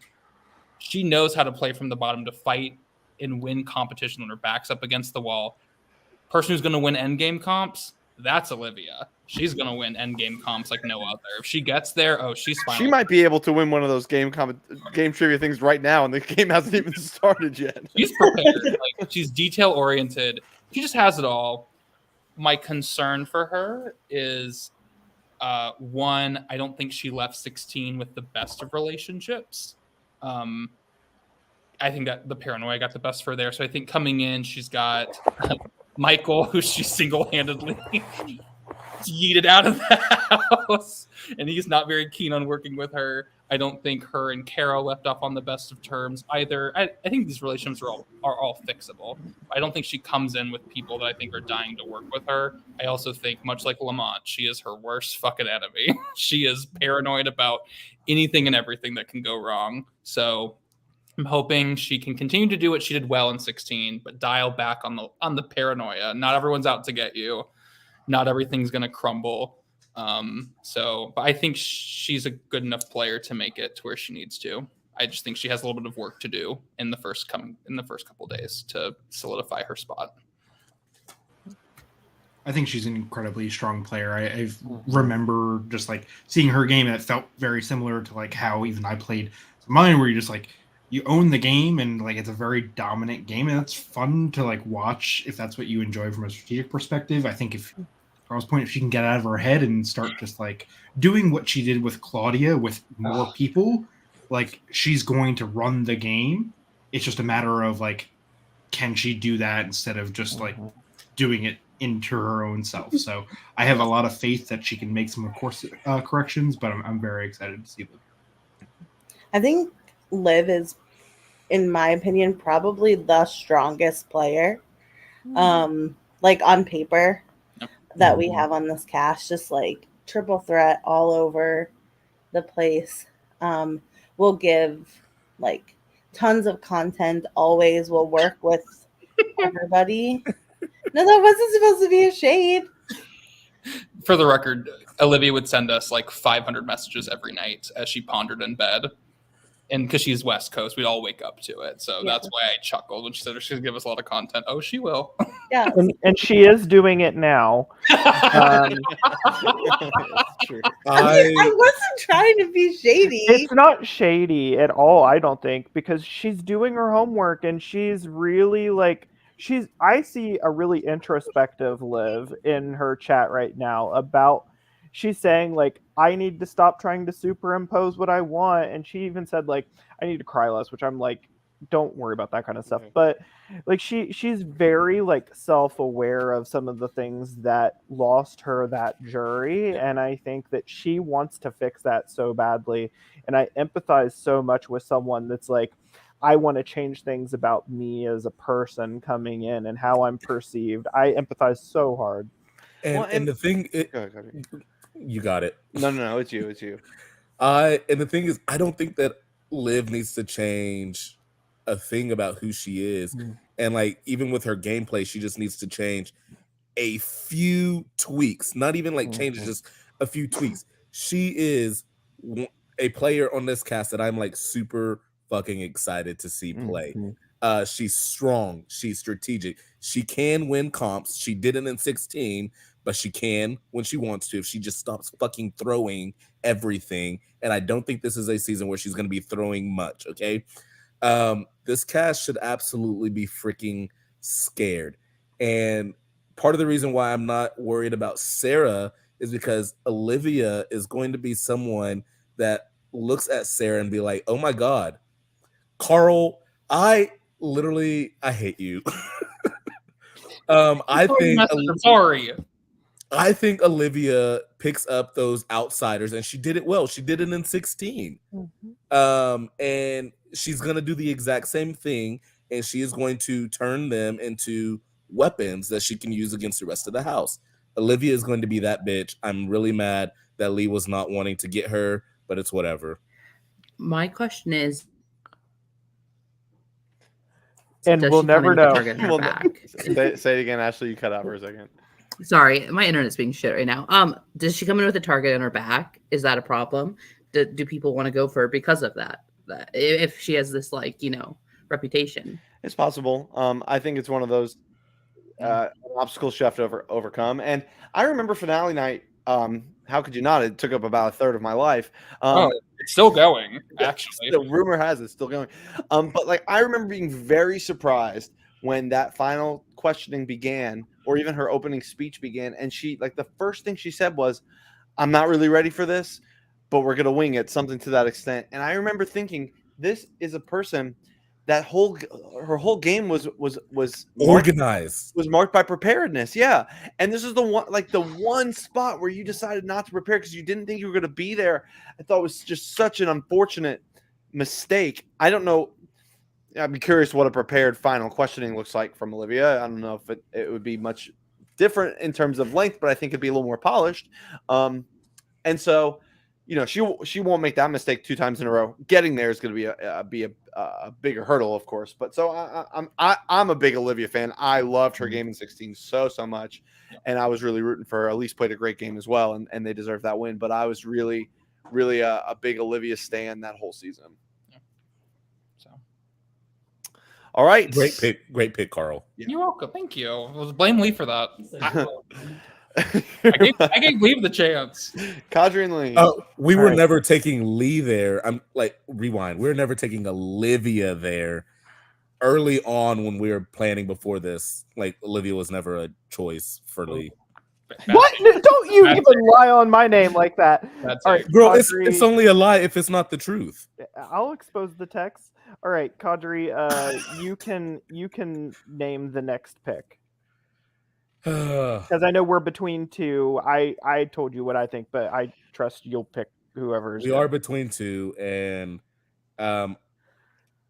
we're between 2 people I think are incredible, and one person I love and I've shown my love for often, but I will not be choosing him this time. Megs. Yep, that was the other one I was between. I'm surprised Megs has not been drafted yet, by the way. Same. Jabbar as well. I'm surprised both of them, but this is just a testament to what a fantastic cast we have. Megs, again, a good player is just going to do well. And I think she is a testament to that. She is going to get in here and she is going to get back in that element. She's had the itch to play in Oregon for a while now. And I think people are just going to fall in love with Megs the way they do in every game she plays. And it's going to be riveting to see. All right, I'm going to say it. If this cast lets her get anywhere near the end, what are you eating? They all deserve a lobotomy. They all do. I'm sorry, they do. Not the lobotomy. And I'll say the same thing for Jabbar. I'm just say it right freaking now. If y'all are clown enough to let these 2 superstars get and they will nowhere near that finale, if they even see 2 weeks out from finale, shame on you both. She won Endure after I looked at the cast saying there's no fucking way they'll let her get anywhere near it. She goes on to win the whole thing almost near unanimously. She gets far in everything. She did well in Cutthroat both times, despite me sitting there being like, is she not the biggest fucking threat in the game? How is she still here? She's incredible. She's great at comps. My God, she can pull it out when she needs to. She's a strategic mastermind like Lamont. She just gets it. She gets it. She's a huge calming personality who's a great listening board. She'll sit there and take anything you want to tell her. She'll just sit there and take it. She'll be like, yep, absolutely. And you just very therapist. She'll just sit there and listen. She's great, but if they're dumb enough to let her go far, shame on them. Like that's one reason I didn't want to pick her over Liv, because I'm like, there's no way she'll get that far. But I said that about plenty of people in 15, and they proved me wrong. So who knows? Megs is gonna get 8th place again. I'm sorry, I love her. Damn, get her. She's gonna get 8th place again. Like, there's just, I feel like for a player like her, and similarly to Jabbar, who also is gonna get 8th place again. That's my prediction for Jabbar. Is that I just think it's so much harder for players like that to make it to the end of Big Brother than it is, because at the end of the day, when they're on the block, they're out of the game. If they're a final nominee, it is too enticing for them to survive. I think Megs is great, obviously. I advocated for her to be on her original season. I've played with her twice. She's fabulous. She's probably destined for early jury again. That's my guess. If there is a season though where a player like Megs could do well, like this is going to be the season, because you're surrounded by the most amount of mega threats that you'll ever be surrounded by, other than like a winner's season. So like this, if there is a shot for Megs to win or make it further than 8th place, like this is the one. Like she has to keep the threats here. They cannot start getting picked off, because at some point, if she's not already first in line as the biggest threat, she will be. So she really has to be selective about who she really protects and plays with. I think the thing I'm most excited about her is, like, I don't know how you don't look at her original season and say that's the ally I want. Like the idea that what she did with Lauren is incredible. Like the duo they had, that they were able to blossom that out into 4s and other groups. Like that's who you want. So if you are like concerned about your position, you lock in Megs because you think that she's going to be a shield in front of you. But if she has shields because she just has built this army, because she has that capability to, like, that social prowess to be able to build an army around her that you don't know. Like I think she could slip by a lot farther than we think. And I'm thrilled for Megs. I don't disagree with you, Dan, but I think you're giving a lot of these people a lot of credit to have gone back and done their homework. Only a few people have done their homework, and I don't know if that's going to necessarily be known about her game. She can sell it. Like, I mean, a third of the cast is from BBH17. They were there. Yeah, like she can sell water to a mermaid. And they killed her. They murdered her in cold blood the first opportunity they had to do so. Yeah, and that first opportunity was at the final whatever. Like, I mean, yeah, maybe it's 8th place again, but like, I love Megs, man. Megs is like one of the best org players I've ever watched. Just so easy. I said this in Road to BBH, just a confidence like no other in how she plays. And she's unfazed, she's unbothered, and she is just a good player. Like, so I'm ready. I'm ready for Megs. I don't know if Megs can win either, but I don't think Megs can't win. All right, Mitchell. Who's left? I can't see. It's so small. Victoria, Madison, Christian, Jabbar, Michael. Ooh. Okay. Give me Michael fucking Bergeron. Now you're really on cocaine. No, Carl, I think you're wrong for this one. And I agree with you a lot, but I really think you're wrong here. I think Michael's going far. I think Michael is going to be in. But this is a draft for the winner. Yeah. Okay, and he's so incredibly likable. He's so incredibly likable. If he's sitting in the end, he could win 100%. If he's sitting in, it's what we said about Anthony both times he played. If he's sitting in the end, people are going to want to vote for him. They are, and they're going to keep him because he's too likable. They are very similar in their person. Yes, they have different personalities, but they have the same charm and the same likability as each other does. Michael, another player who gone far too soon, far earlier than we ever anticipated would go, would have stayed against any other player on the cast of Big Brother Hometown 16 had he not been up against Luis in round 3. with a backdoor in a short round with no time to campaign. I see such a long trajectory for Michael. I don't think he gets sniped in some of the places that we've talked about people getting sniped because he's not a known threat. He's not, he has some connections. I think, yeah, I could see it. There's a path for Michael, whereas I don't think there's a path for the rest of the people on the board, unfortunately. I think Michael's path is like the Bowie Jane of the season. Which is like, hey, she's still in the game. She's making it.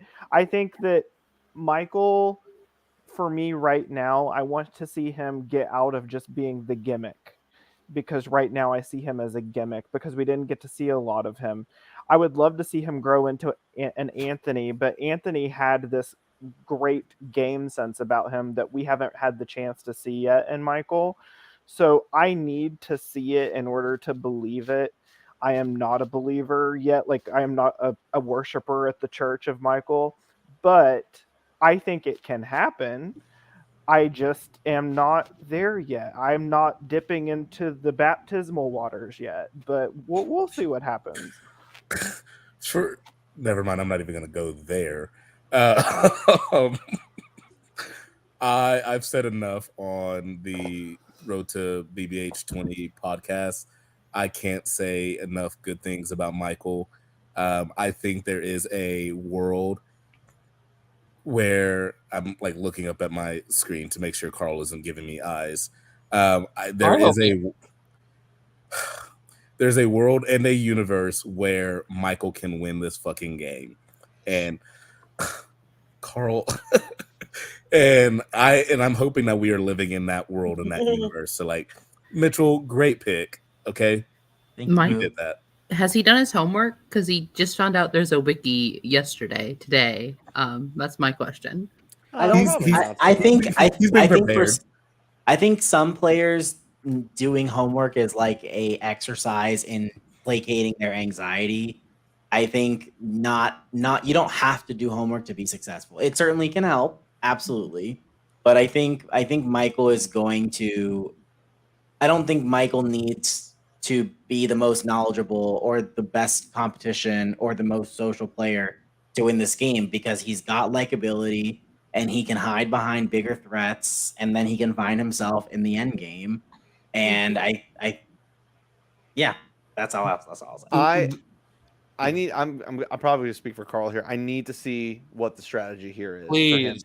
for him. Because I appreciate the Anthony comparison on a social side, but Anthony's a little more intentional as a social player. Michael is just Michael, and for me, and I'll say this, I think this is important to say. I think this experience for Michael is about much more than winning. I don't think that winning is everything to him in this. I think he's going to attempt to win as he should. I think he's going to play in that way. I just think that I think everyone will benefit from Michael making a deep run in some capacity, whatever that means for Michael. Joy. Yes. Happiness. Yes, that exactly. I want him to go Joy far. and happiness. So And why did you have such a big reaction when I said Michael was endgame and you're like, Because you said I was wrong about you drafting this high. I said, no, I think he'll be endgame, but he's not winning. We're drafting for a winner. He should go undrafted. So the one thing I think is important to acknowledge, particularly about Michael's pregame, is a major failure of his original game was he never really had a point of view about the game. He was just very happy with everyone. He was happy to be there. In his pregame, he's at least said, like, if he sees Liv, like, it's on site. And like you need to have a point of view, especially like the way we're going to talk a little bit about the opening mechanic, but like having a point of view in this game is going to be critical. And like, yeah, it's going to be painful to see him go after Liv because like I'm rooting for both of them. But like, I want to see Michael bring his point of view and like knock out Liv, and then who's next? And like, I don't need him to run the season, but I need him to link up with someone that they can take what their social capabilities are and pivot that into a strategic game. I think he has the tools, just about connecting the dots. He knows what he did wrong too. He's not stupid. Like he knows what he did wrong in season 16. He's addressed that. He's mentioned that in his chat. This is not, it's not the same like player from 16. Now, I have the same concern that I said about Frankie about it. He hasn't played anything else. So who knows if he, he doesn't have any other experiences. So that's certainly a same critique I share. But I do think that Michael is not batting a zero here going into BBH20. I don't think so at all. But BBH has always been able to be a place where people who haven't played a ton of other games have been able to find their footing and thrive, even in seasons not returners where the people on the cast have played orgs for a while. So I think if he links up with the right people, he's more than capable of developing those skills throughout the season that he needs. And I mean, in season 16, like by Big Brother standards, like a 6-person alliance in week 1, like it should have worked. right? Like by Big Brother mechanic standpoint, like it should have worked. Yeah, no, You're right. It should have. Right. Did you look at the people who were involved in that? Did you take a single look at the people who were involved in that? Okay, then. So you know why it didn't work. No, but what I'm saying is he was able to get himself to that spot. He got himself into this like 6-person alliance that should have worked. Yeah, and then just didn't know how to pivot once it crumbled. And and I'm hoping and I want to see it. I really do. As much as I'm being harsh on him, it's because I want to see the charisma transform into that strategic gameplay and to show agency, to show forethought. That's what he lacked. Like the house didn't want to evict him, yet he was not an asset for anybody because he didn't have any forethought. He didn't have any strategic knowledge to give, and that was his big fault that Louise could provide. So I'm hoping he shows that. I want it. I want to be proven wrong. I love to be proven wrong, unlike some people on this podcast. All right. Blake's next pick by way of K-Pow. Oh, shit. His next highest ranked person on his list is Jabbar, which I agree. That Jabbar was ranked super high on my original list. I can't believe we haven't talked about him. Yeah, last 2 picks for Jabbar is insane. At all yet, but I mean, I think Jabbar is incredibly social, incredibly strategic, so charismatic, and I think will link up very well with the people on this cast. I think he knows where his pitfalls are and pivots around them. So I don't have any words from Blake. He just sent me a list, so those are my own thoughts. Lobotomy. Don't pick him out and get rid of him early. Yes, and to what Carl is saying, I was one of those people that said, why the fuck would you sit on a cast and let Jabbar get to the end? And then I played a game with Jabbar for the first. Look, bitch, right. I got everybody, like Stokes and Carl. Like, look, okay, I get it.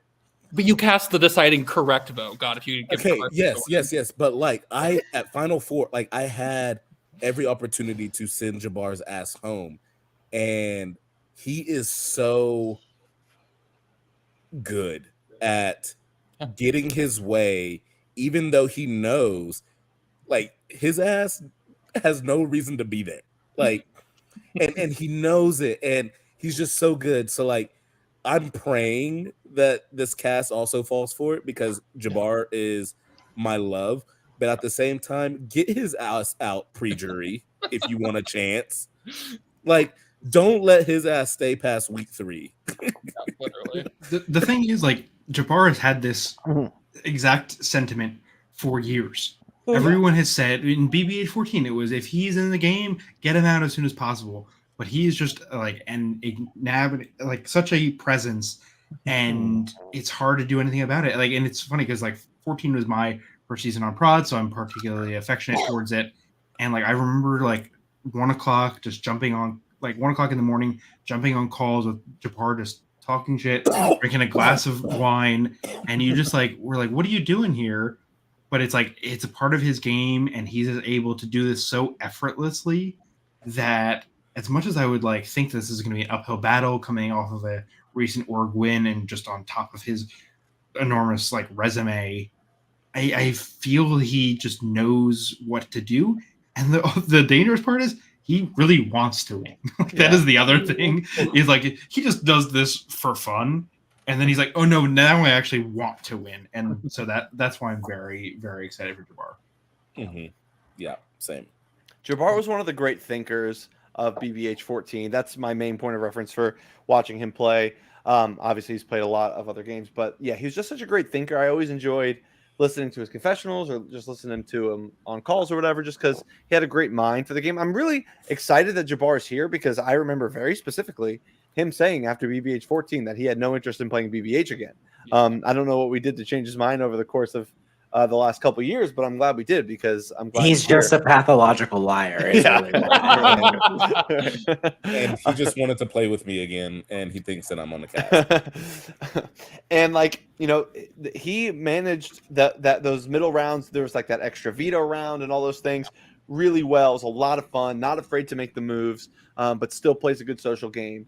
I don't remember his comp ability. Maybe it's okay. Fine. Yeah. Special comp, special power. Yeah. Yeah. He's not great, not bad. Like right in the middle. So yeah,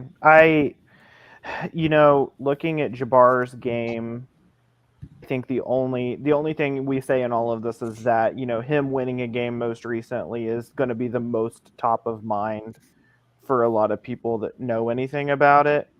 But again, it's not like this isn't like a newbies in the org kind of thing. Like, this is a returner season, and so everyone here is a threat, and I think that he can ride on the waves of that. Mm-hmm. Man, I mean, you just can't, to Dan's point, you can't get on a call with Jabbar and not want to just do anything you can to have more time with him. And I think that this game, and this is more of a meta comment than a Jabbar comment, this game is going to be about how do you separate those feelings you get in the moment with people on a call from what you actually need to do. And I think that if people do those kind of things, Jabbar could be in trouble early. If they can't, Jabbar goes far again. And for Jabbar, I love watching him play. If he'll like be happy and say the right things on the call, but then like in his prod chat, be like, "Oh no, I will be getting rid of them. I will be doing what I need to do. Like, I don't care." And I do love, he can present so like, I'm here for you, but yeah, I'm excited to see, because inevitably, as the season goes on, someone will hop on a call, and then within seconds, either Carl or Mitchell will say, "So how'd you feel about that call?" And with Jabbar, he's one of those ones like, okay, what was he actually thinking? Because like, he's going to once present again, well. he just like in 14, he will not tell us. Yeah, right. We just go, and then that'll be all we get. Yeah. And because I'm just curious, have Lamar and Jabbar ever played? Lamont and Jabbar ever played a game together? I don't. Just because I'm just interested in that dynamic, because they are just both question marks. I think they're going to walking clash, and I think it's going to be TV for us. Yeah, I'm so curious to see how that goes. I think one of the things that I'm really interested to see from Jabbar is that he's probably the most skilled at playing from the top as he is from the bottom. And I don't know that a lot of players have that like skill of like, I can play really well here, I can play really well here. And we've seen him do it from every angle. That sounds really bad, but like, I mean, he knows how to play from his position wherever it is. He adjusts his game to his position. And I think it's really interesting because I don't know where his starting position would be, but he knows how to play at it. And I think that's really good.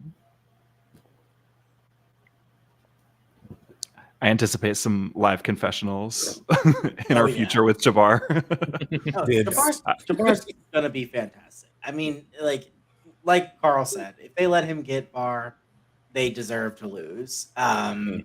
Because he's that good and he can absolutely win this season. I think he has a hard road ahead of him though, but I certainly think he can win. Legend. All right, Max. 3 people left on the board. Yep. Oh my and, gosh. Here I go with the last pick. And in my mind, there's a right decision here. Damn. Oh, I hope I make the right one. Actually, I don't care. I want to pick who I want to pick. And is this thing on? There is a very wrong pick though. I'm gonna pick Chikorita. Give me Christian Period. Nyman. Period.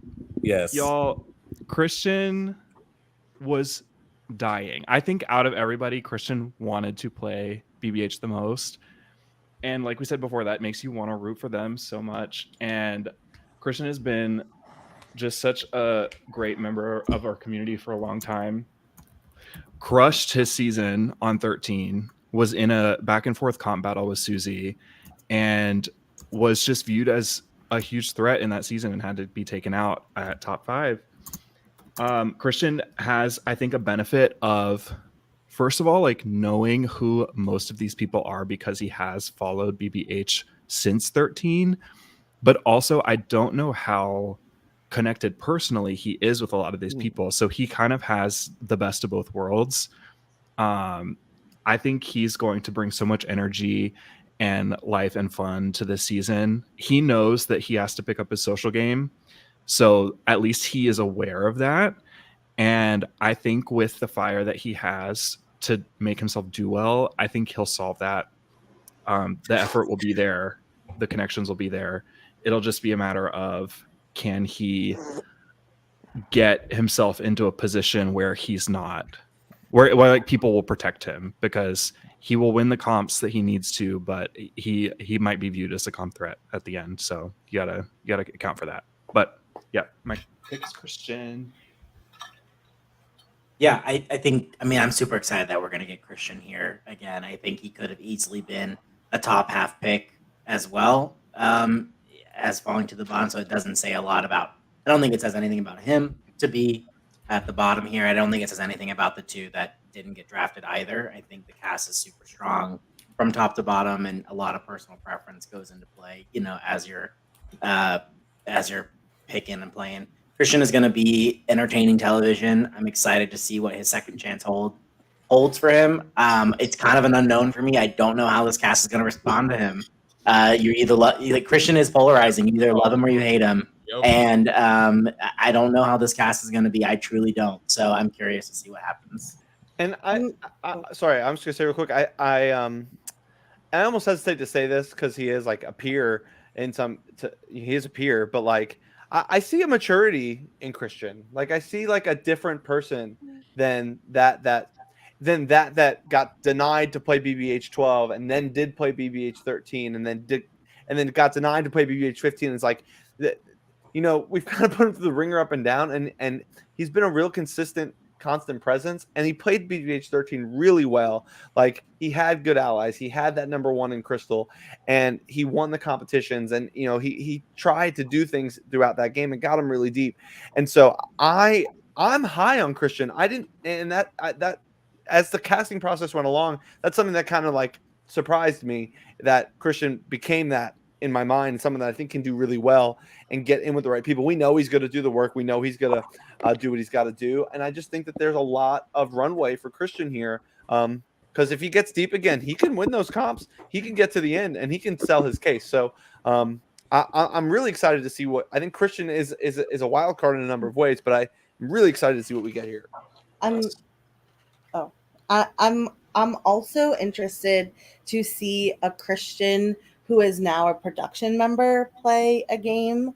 I think in general, or like in my experience, like being a production member does make you in some ways a better player, or at least give you a better whole idea of a game. And I think if he utilizes that right, it is something that he brings to the table that not a ton of other people do have to draw from in their pockets. Christian's battle, I mean, Stokes already said it. It comes down to him being likable at the end of the day. Like he has to come across as likable, because he didn't come across as likable in 13. It's why he fell on the outs. It's why he needed Crystal. It's why he needed to win comps to get as far as he did, because he fell out of the power structure. He has to come across. I mean, that's the biggest uphill battle, and that's it's stuff like with comps. You either are good or you're not good. It's hard to teach how to be better at comps. It's almost impossible. Either you have it or you don't. It's almost nearly impossible to change charisma and all of that, and like how to come across as likable. I mean, he feels very like Emily on the current season of Survivor. Like he comes across like a lot, and if he can find a way to reel it in. I hardcore disagree. Christian starts miles ahead of Emily. Oh my god! But he's really opinionated. And 13, he was not liked. He was almost nominated in the first couple rounds because he was not liked because he was opinionated. And I feel a similar vibe to that. So like if he can come in and just focus on the one-on-one connections and not on the house calls, I think that's his biggest strength. I think he has really good social awareness of where he's coming into the game from, and similar to like Meg's, it's just like if he's able to tell his story of like, hey, I won a lot of comps and I was the most loyal person on my season, like that is something that like a Caro should be picking up. I'm like thinking of like an Erica should pick up, like whether or not they do based on how they feel, like that's what they should do from a game perspective. I think he is a great asset to have on your side. I'm very excited for Christian. He has the passion. I think he knows what he needs to do to like rectify his game. I think he has a really high ceiling for BBH20. I think my thing on Christian is the best thing for Christian's game is that Susie is not also here. I think that coming in from an earlier season and not having all that baggage come with you, I think that he has a little bit more wiggle room to kind of rewrite a story for himself.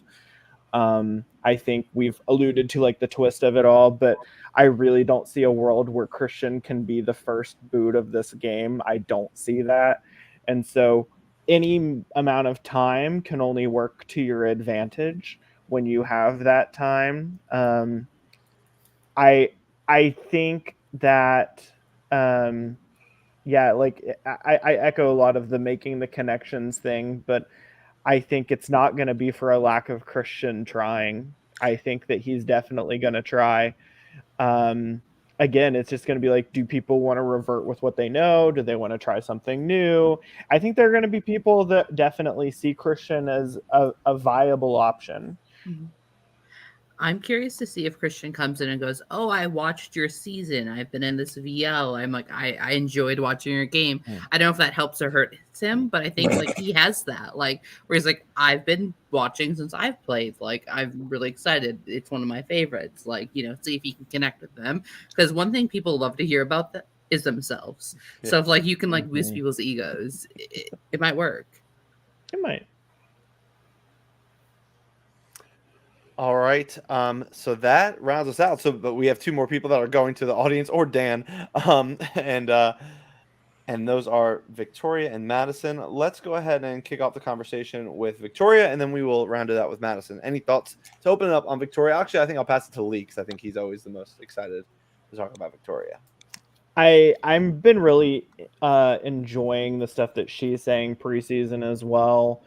I think that she is definitely very aware of her positioning. I think one of her things coming into the season was I need to be more willing to listen to people in the game and not just make these like very idiosyncratic moves that I think are just like, you can't be too self-interested too early and not show people that you don't want to work with them. But again, my fear for Victoria is something I said earlier in this, is that she has kind of a little bit of a rivalry coming in. Like, it's very elephant in the room that she is the reason why Trey was robbed. I mean, part of it, like the twist itself was the reason why he was robbed, but like she had a hand in making a very big move against him. And so I think that it'll be interesting to see like how they interact in the beginning of the game. But I'm so excited to see her come back. I mean, it's perfect that she's going right after Christian. I feel like I have the same concerns. She has what it takes strategically, as does Christian. She proved that she can win an HOH. She did, and she was close in other challenges as well. She's got the comp ability to do it. It comes down to those social connections. can she come across as likable and people want to work with her? Just because again, she's also very polarizing. She's someone that people either love or hate. There's no one in between. No one's like, Queen V, she's fine. No, you either love her or hate her.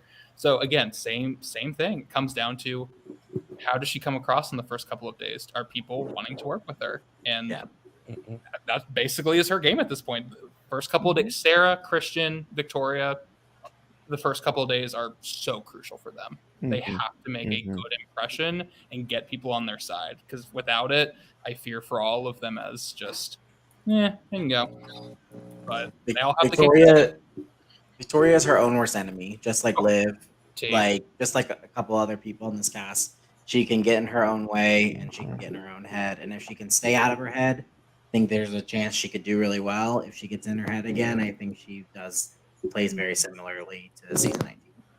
I would love, and I don't recommend it often as a viewing participant, but like I think Victoria needs to win early HOH and form a big group. Like I think she needs to insulate herself and prove that she's loyal to a certain group of people.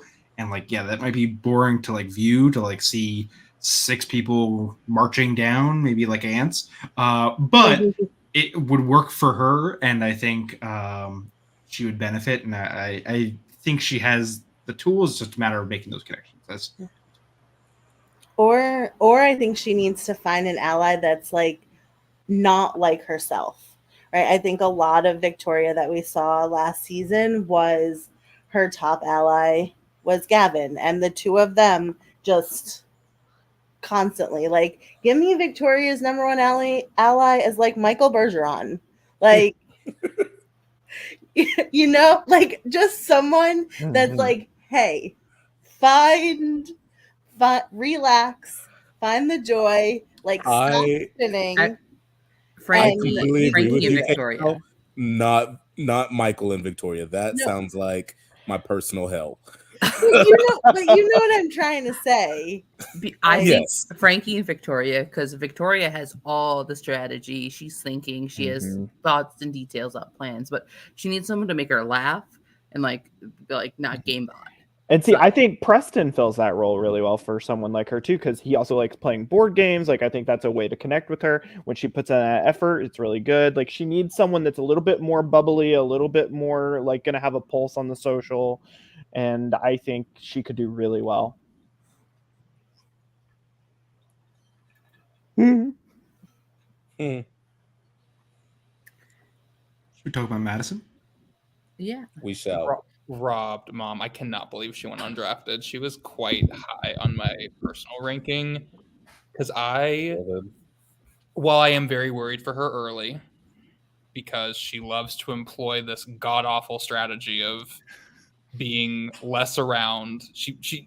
Lauren Murphy also employed this, but got lucky with her comp wins and having an ally in Megs, and it was a terrible strategy, but it worked out in the end. And it got Madison as far as it did. She cannot employ this not be around strategy. It's stupid. It's terrible. It's dumb. When she's on call, she's so freaking lovable. She's such a silly goose. And she's just so much fun to be around. And like her fucking singing Titanic, My Heart Will Go On, was so fucking funny. And I wish had she brought that at the beginning of 18, who knows how the jury actually perceived her come finale night, because the jury paid her dust. While I do agree that they didn't have the full picture and thought things of her game that were not fully accurate and therefore made their judgments based off of that, I think that also stemmed from a part of them not feeling important to her game, them not feeling involved in it because of her inactivity. So if she can be around at the very beginning, she can win comps. She can win comps. She won plenty. And much like Sarah, she'll do whatever the fuck she wants. Madison, when she won, she knew what she wanted to do. She went around, did all the pleasantries, but she knew what she wanted to do. Madison knew what was best for her game, and it clearly worked out. Yeah. And made her all the way to the end. I think she has it, but please be active, Madison babes, early on. If not, you're toast. You're toast. She's spoken pretty intentionally to that in her chat before this, is that she wants to make those social connections very early on this time. She's been off the bat talking about that often. Yeah, we love that for her. I think obviously we'll talk about it again, but like there's not going to be any place to hide in the first round. We're going to give everybody a lot of time, but there's not going to be a lot of places to hide. So if you're not keeping up, like you're going to get got.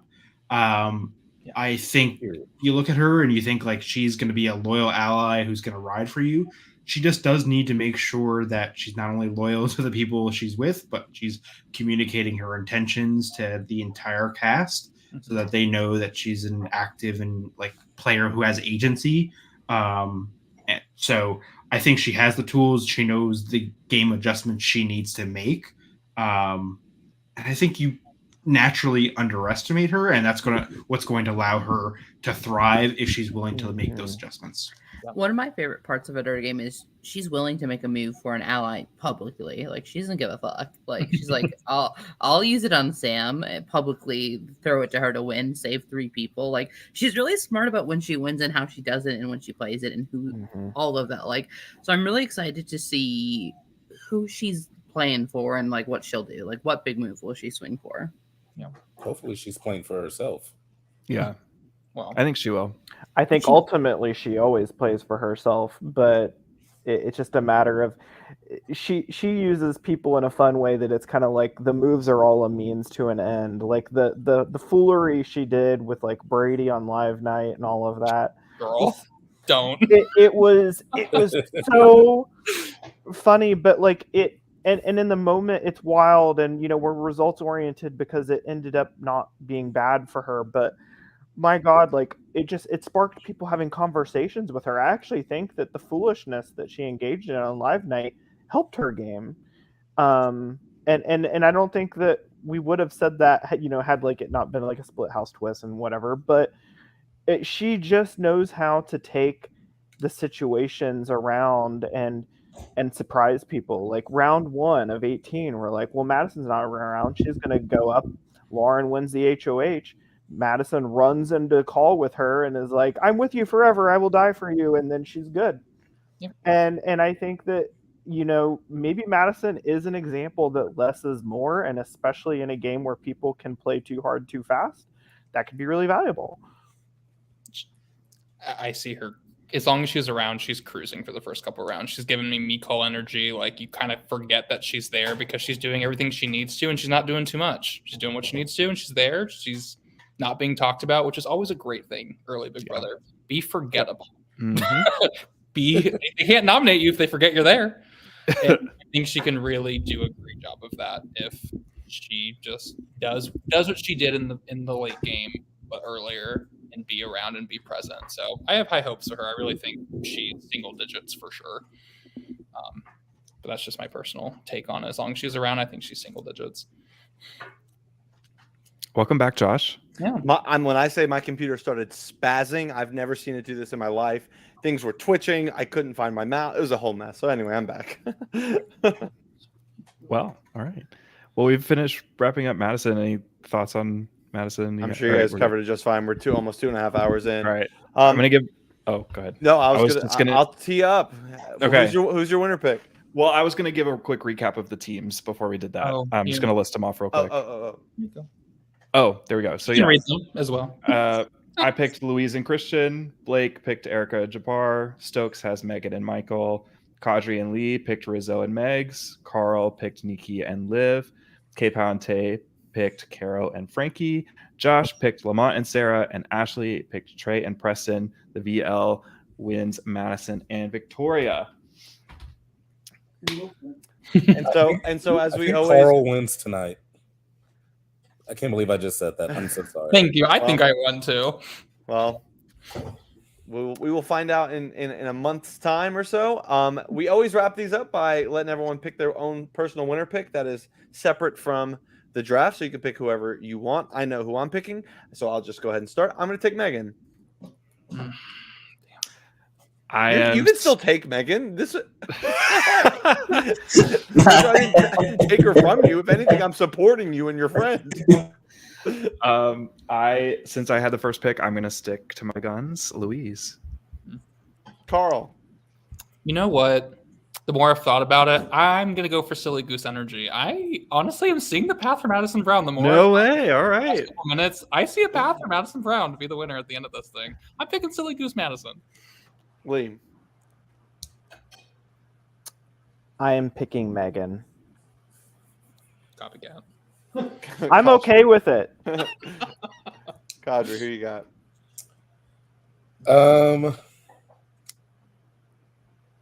This is tough. I'm going to live. Oh, I love that. Mitchell.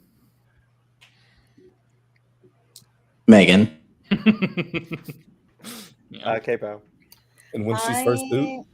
I'm going to pick Jabbar. Ooh. That's a great pick. Ashley. I'm gonna pick Nikki. Oh, great pick. Brilliant. I was going to pick Nikki. I'm going to pick Megs. Yes, I love it. I'm going with anyone who's the biggest target coming in. Yeah. I feel confident saying Blake would pick Erica, Yeah. and I don't know what Tay would pick. Oh, Lamont. Oh, there you go. And one last thing, I'll pass it over to Dan because I'm sure he'll give a quick elevator pitch of, kind of teasing the twist a little bit for the three of you that have stuck around for this whole thing. You've earned that.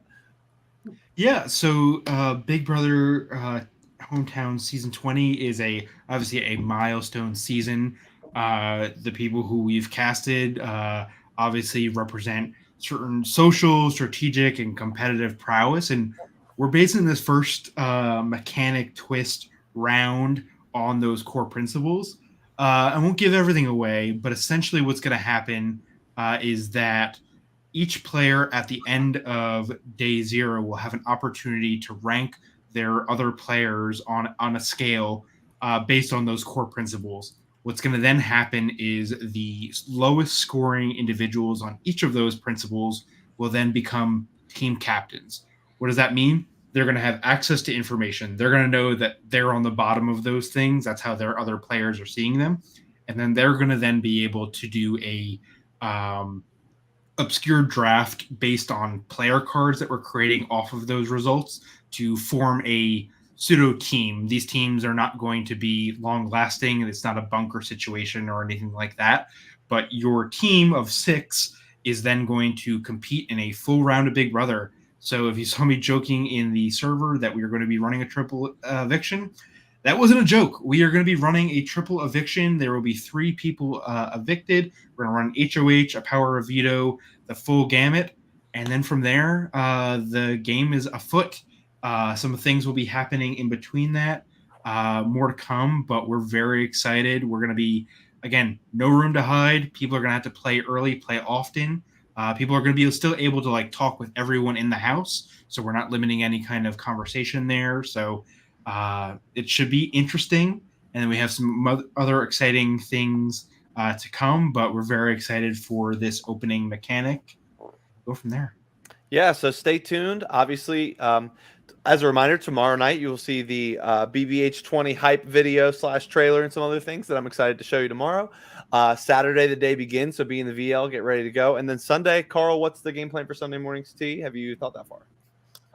It'll be happening. I mean, spoiler alert. So I guess I'll, as part of the twists and as part of us wanting to give the cast a little bit more time to get to know each other because it is a little bit of a larger cast, they actually the HOH competition will not be occurring until day 2 in the Big Brother Hometowns house. So this entire first weekend is just about getting to know each other, getting those teams drafted up through a fun little way we have not fully disclosed yet.